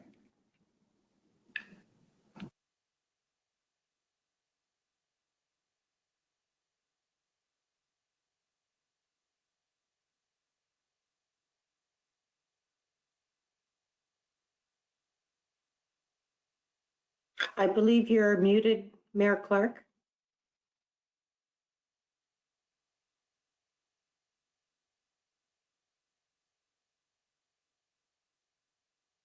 Mayor Clark, I believe you're muted. Preface this report by saying COVID has certainly dealt us one heck of an interesting hand on many, many, many fronts, and not just at City Hall, within our whole community in the province and Canada and North America and beyond. One of those challenges, of course, is as how we safely conduct a meeting. And right now, we're all, there's only a few of us in here, but we're all at least 4 meters apart. And that is the recommendation of the health unit. And having that and other safety measures in place and as a necessity, that really has created some challenge. And I want to thank Ms. Williams and our IT department, and Ms. Williams in particular, for navigating us through this over the last few months, because it's been very, very different. And quite frankly, I think you've got the hang of it. But today, council needs to make a decision where we're going to go for the next little while. So Ms. Williams, if you want to introduce your report. I hope I just didn't do that. Thank you, Mayor Clark. The report before you is seeking direction on council's preferred meeting format and proposes changes to council's procedure bylaws with respect to electronic meeting provisions. Option 1 in the report contemplates a return to in-person council meetings with the ability for some members of council to participate electronically, and staff have conducted thorough testing of the council chamber's audio and video systems. Council should be aware that the ability for members of council to participate electronically is not satisfactory. Therefore, it is not recommended by staff at this time. Staff do support the continuation of electronic meetings as set out in option 2 of the report. Both options recommend changes to council's procedure bylaws as a result of recent amendments to the Municipal Act. These changes are recommended to ensure that council has the ability to conduct meetings virtually outside of a declared emergency, and to add further electronic meeting provisions with respect to enabling virtual presentations, deputations, and open public forum. As well, council may wish to revert to a 4 p.m. start time for regular committee and council meetings for the remainder of 2020 as the city continues to respond to the COVID-19 pandemic. Thank you, Mayor Clark, and I'm pleased to answer any questions. Thank you, Ms. Williams. I just want to, having spoken with a number of members of council over the last week or two, I think I'm comfortable as chair putting option 2 on the floor for discussion. And I know you mentioned the 4 o'clock time as well. Will that be reflected in the same motion? Through you, Mayor Clark, if there is a mover and a seconder who wishes to move option 2 with the inclusion of a 4 p.m. start time, they put that motion on the floor. Thank you. Councilor Eamon on that? Ted? Mayor Clark, I'd be happy to move the motion. And I wouldn't mind speaking to it if there is a seconder.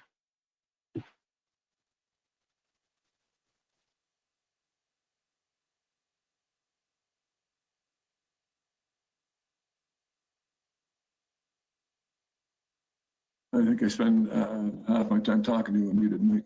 Moved by Ted, second by Ralph, that this committee recommends to council further to the report CD 2006 dated August 18th, 2020 from the Chief Administrative Officer and Corporate Services Legal Department. Council supports conducting meetings electronically at this time as set out in the report. And that chapters 12 and 22 of the City of Orillia Municipal Code Council Committee and Council Procedure be amended as set out as Schedule A of the report, and that from September 1st, 2020 to December 31st, 2020, Council and Council Committee meetings commence at 4 p.m. with the applicable sections of Council's procedure bylaws be waived accordingly.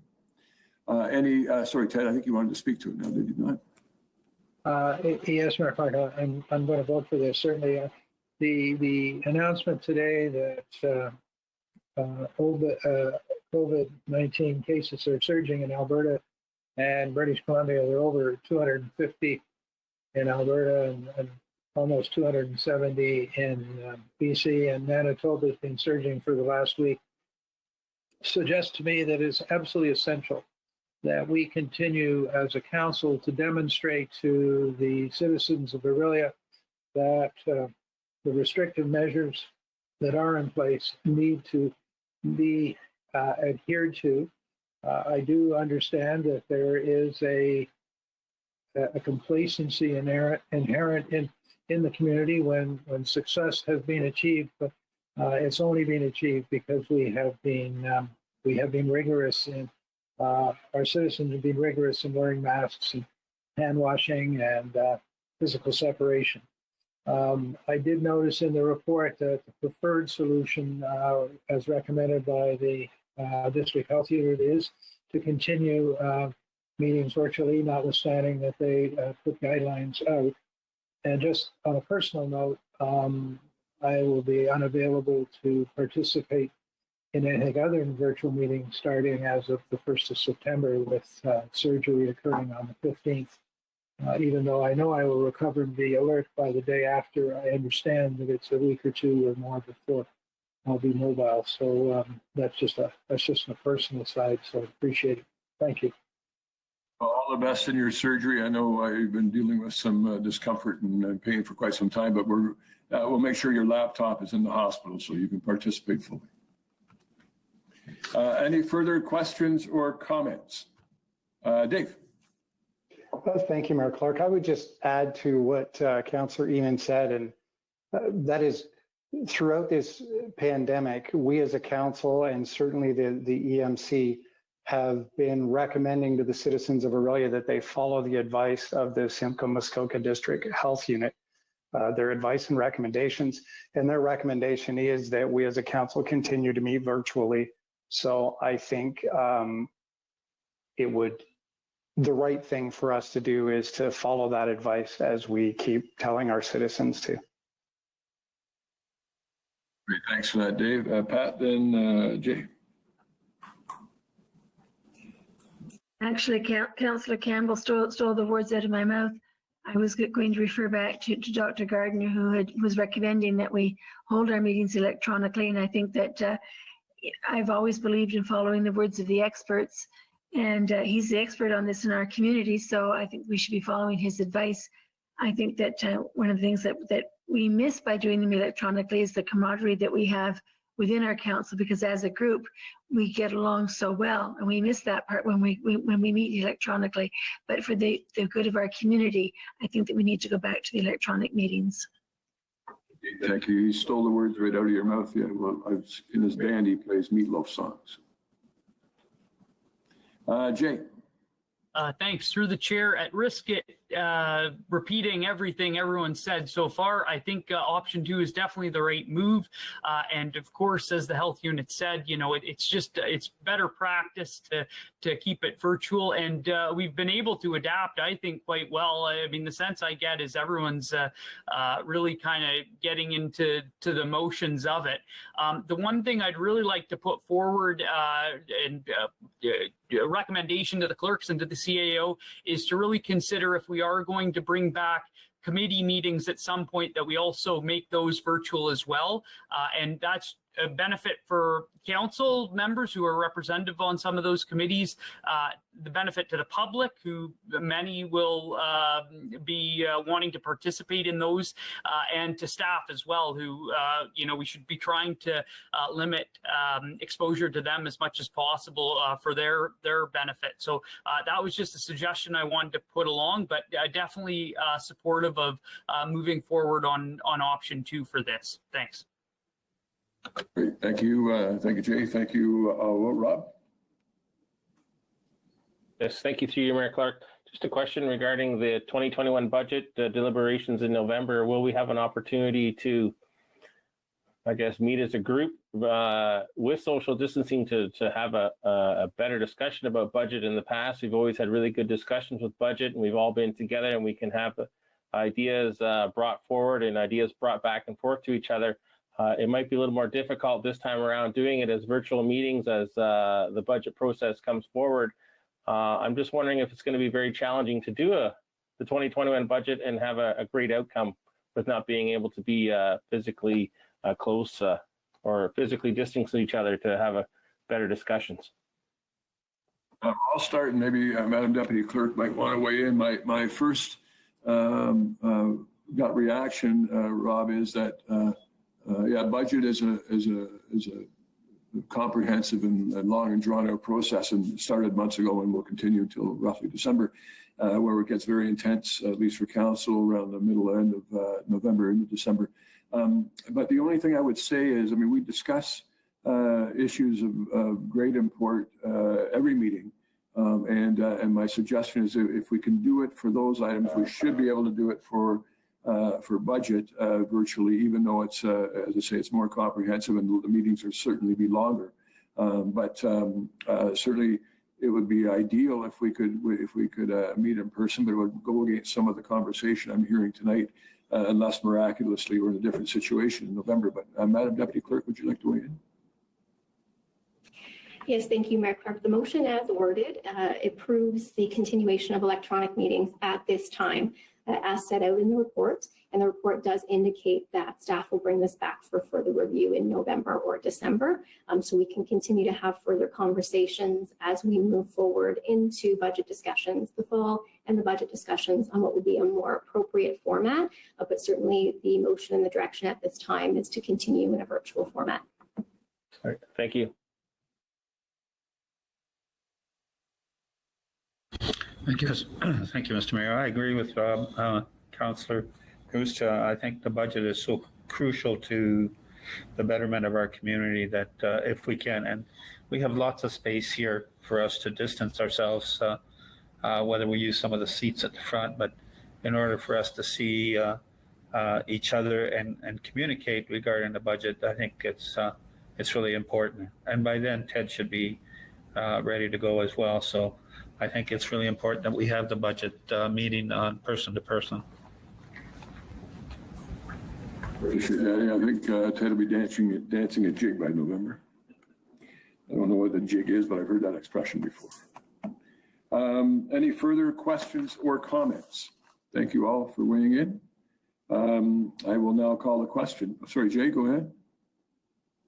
I was just going to say, just a caution to fellow council members, and I'm sure everyone's aware of this, but you know, the heart of budget season is also likely to be kind of the heart of flu season. So you know, it'll be a time where we're hoping the numbers aren't really high, but there's a chance that they might be really high. So just something to, I really caution everyone to think about that when we're making those types of plans. That's all. Thanks. Thanks for that, Jay. And not to counter that, but you bring something to my memory that I've heard discussed a few times. And because of the measures and the behavior that Ted described, and distancing and sanitizing and masks, that there actually is a realistic hope that the incidence of colds and flus will be down significantly this year for that reason. But that remains to be seen. Okay, thank you all. I will now call the question. All in favor? Carried, thank you.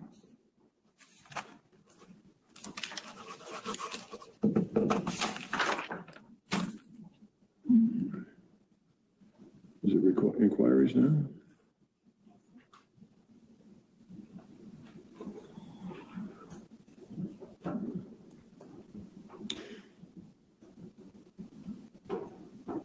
Okay. We have two inquiries, one by Councillor Follis, one by Councillor Ainsworth. The first one's with respect to the potential installation of a crosswalk. And Councillor Follis, would you like to speak to that? Thanks. Through the chair.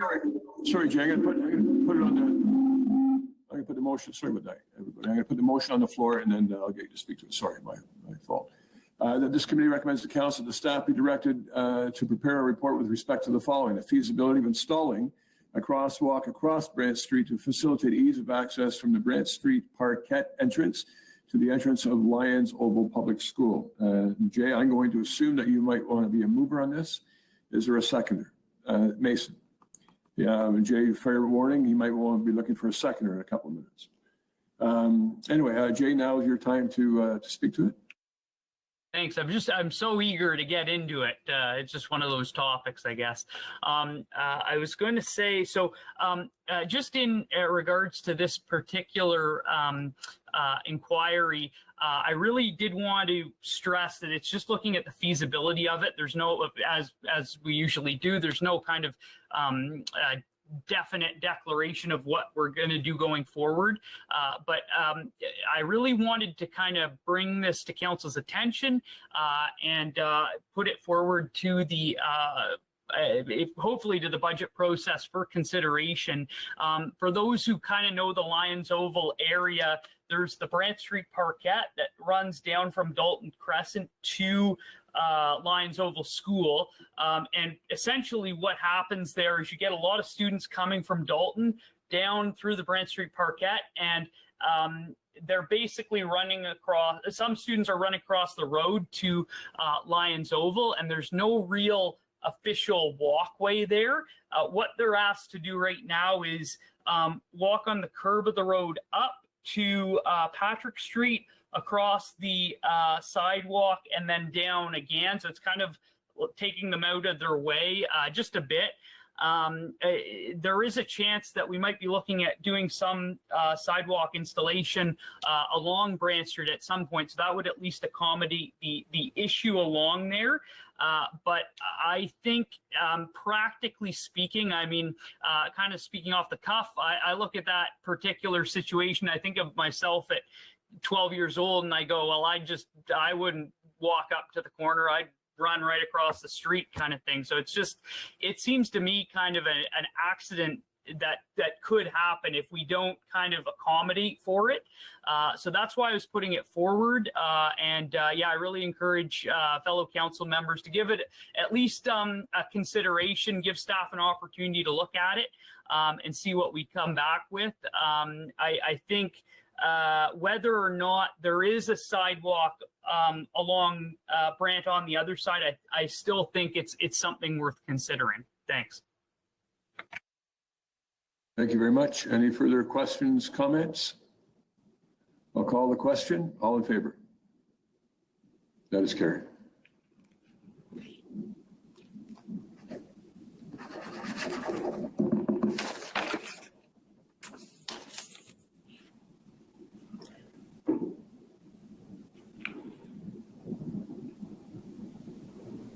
And now I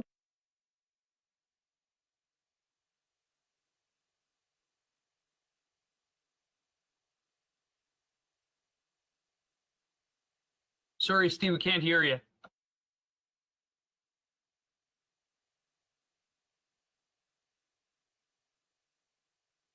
Mayor Clark, you're on mute.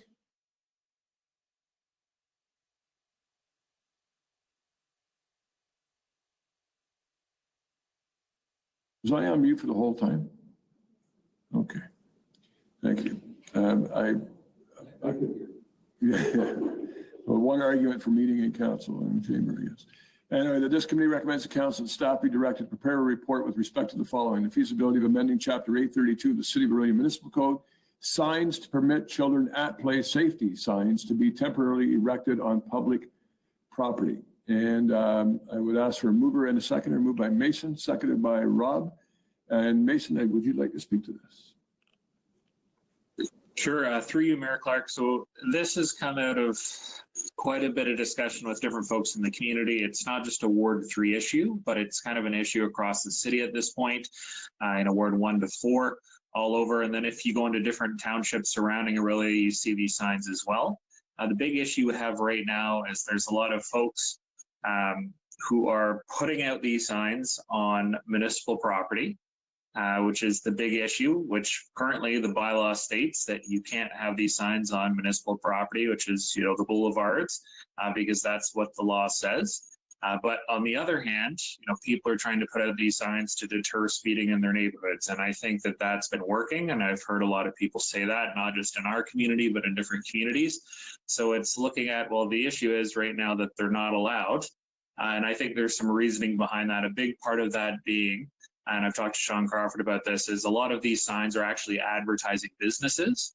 And that's really the big concern from staff, is that it's advertising businesses that obviously they're not against cars slowing down and keeping children safe.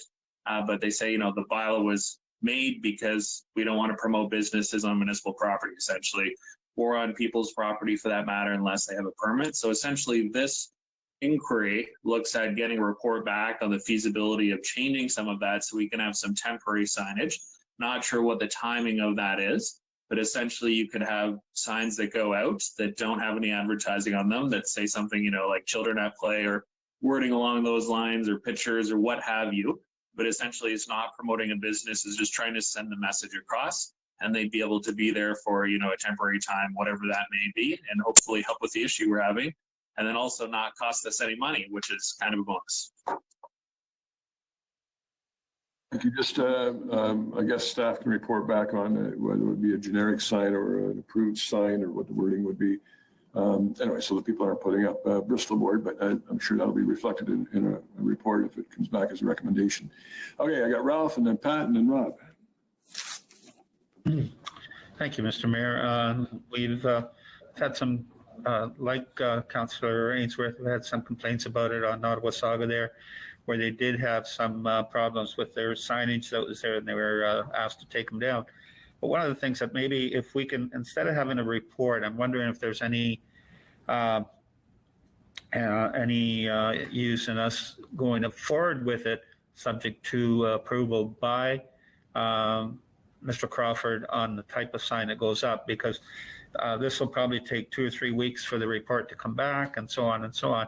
And with the kids still staying at home part of the day from school because of COVID-19, I'm wondering if it's appropriate, if it can be done. I bow to experience on that one through our staff, saying, can this be approved today, or recommended to council today?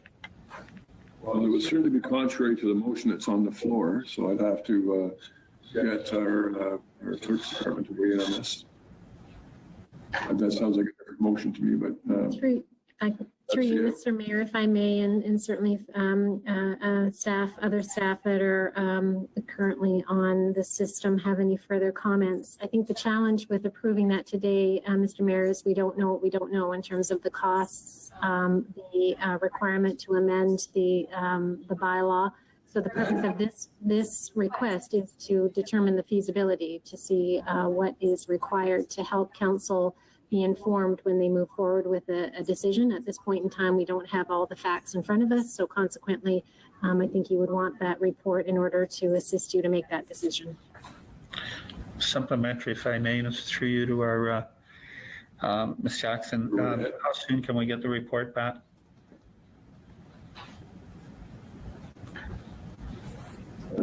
Question around the timing, potential of the return of the report. Through you, Mr. Mayor, that I potentially would refer to Mr. Sugden, but I do know that Mr. Crawford's workload is fairly heavy, and there are certainly other items that are ahead of this request at this point in time. So I would ask Mr. Sugden to provide some feedback in terms of time frame for the report. Mr. Sugden. Thank you. Through you, Mayor Clark. So CIO has correctly identified the current workload. Right now, the manager of legislative services and his team are focused on dealing with a number of COVID-related matters, and as well as all of the other normal workload. We're also in the process of preparing a number of reports related to outstanding referrals that are getting a little long in the tooth. So this would fall in behind all of those as far as priority of workload at this point, just by nature of we process those to the best of our ability in order of receipt where we can, unless directed to otherwise. Great, thank you. I believe I had Pat and Rob in queue. Thank you, Mayor Clark.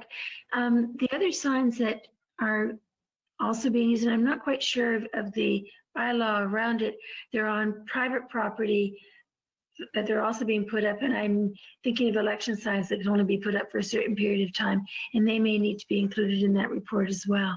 I quite approve of the signs. It's just, can they stay up, and for how long?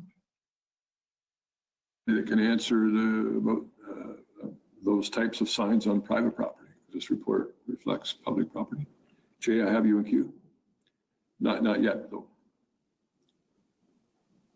Mr. Sugden, are you able to speak to that sign question, or is that something Mr. Crawford, I would think? Thank you. So one of the issues that I believe Councillor Ainsworth may have identified already is that some of these signs are being used not only to warn that there's children at play or asking people to slow down, but they're being promoted by real estate agents or other businesses. So we do not allow off-site advertising in the city's sign bylaw. And so whether it's placed on private property or not, that doesn't really allow it. You can only advertise the business on the location that the business exists, so in essence. Thank you. I have Rob and Jay, and we'll wind this down. Thank you. Through you, Mayor Clark, I am totally in support of the request by Councillor Ainsworth. I think what we're looking for, as Councillor Ainsworth has already said, that we're looking for a more generic sign with the City of Orillia tag on the bottom. These signs do work, and yeah, I don't think we need to be in the advertising business for, as Mr. Sugden said, real estate agents or real estate companies. I think parents do feel a little more comforting when they are on their property and when there is kids around, and I think the report is asking for something a little more generic. So thank you. Thank you. And Jay, you want to bring us home on this? Thanks. Through the chair, I just wanted to say, yeah, I'm 150% behind this. I think it's a great thing to look at because it's, I mean, I'm sure some of us have experienced it. Going through some of the standard channels for traffic calming are quite onerous. It can feel sometimes like moving mountains. So this might be kind of one of those ways we can, allow us to address some of these speeding issues on multiple streets, not just some of them. So I'm really interested to see this come forward, and I think it's a great idea. 100% behind it. The one thing I think we've got to be cognizant of is definitely the environmental impact with the coroplast signs. We know with the elections that it can sometimes build up a lot of excess waste. So there might be ways of looking at some alternative materials to use or something like that. But definitely, I think this is some interesting creative thinking, and certainly interested to see what it comes back with for sure. And sorry, 150, not just 100%. Thank you, Mayor Clark. Just out of curiosity, do we have the ability to suspend enforcement? The question is, do we have the ability to suspend the enforcement? Are you talking about particularly around these types of signs? If we temporarily suspended enforcement of all signs that were non-commercial, that were posted on city property pending the report. I don't know if that'd be an amendment to the municipal code or not, Madam CAO. Through you, Mr. Mayor, if I may, just as a sort of reminder, the purpose of this section of your agenda is essentially to bring forward inquiry motions to ask for reports from staff, essentially to provide you with further information to help you with your decision making. And consequently, with respect to enforcement, it is primarily, for the most part, sign enforcement is as a reactive basis, which means if there's a complaint received, then staff would certainly deal with it. If you're going to do a sort of broad-based motion to suspend enforcement, I would ask you, Mr. Mayor, as chair of this meeting, is that in keeping with the purpose of this overall sort of section of the agenda and in keeping with the motion that you have before you? It's not unlike the previous motion where there was an entertainment of the idea of moving something tonight, but that's not the idea of this particular inquiry motions. Anyway, so a good discussion. If there is nobody else adamantly wanting to put their arm in the air, I will now call the question. All in favor? Carried. Thank you.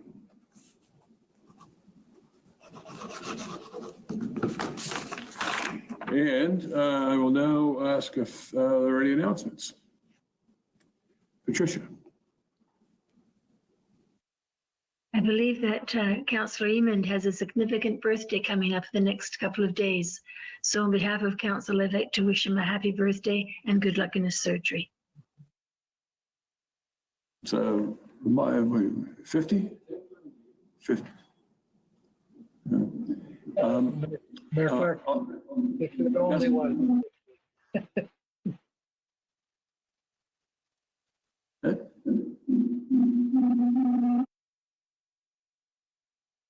We missed your comment.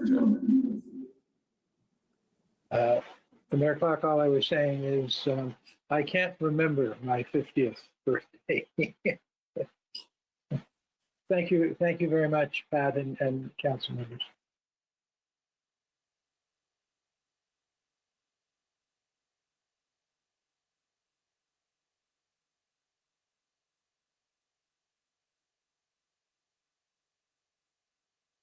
Sorry, happy birthday to Madam CAO, who's, I won't say her age, but I know she can remember her 50th birthday.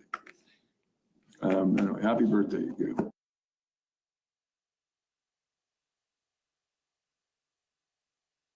I feel like. Sorry. Thank you all for that. Ms. Williams, have we had a desire expressed by anybody to partake in the open public forum? No? Okay. Pardon me? Oh, sorry, Mason, announcement? Go right ahead. Yes, thank you, Mayor Clark. I just wanted to congratulate Mayor Graydon Smith from Bracebridge on his new election to the EMO board as their president. I think that's pretty great. I know the city, including when they had the flooding, our municipal staff went up there to help out, and we have a good relationship with them. And I'm happy to continue really his relationship with AMO and with Graydon as their president. And then also happy to have just finished up my 2-year term on the EMO board. So thank you, Council, for your support in the past. And it was quite a great time, and it was emotional to not run for re-election to that board. So thank you. Thank you for that. Yes, I was texting with Graydon right around the time of the election. He did quite well to win that. I will now ask for a motion to adjourn. Moved by Ralph, seconded by Mason. All in favor? Have a great night.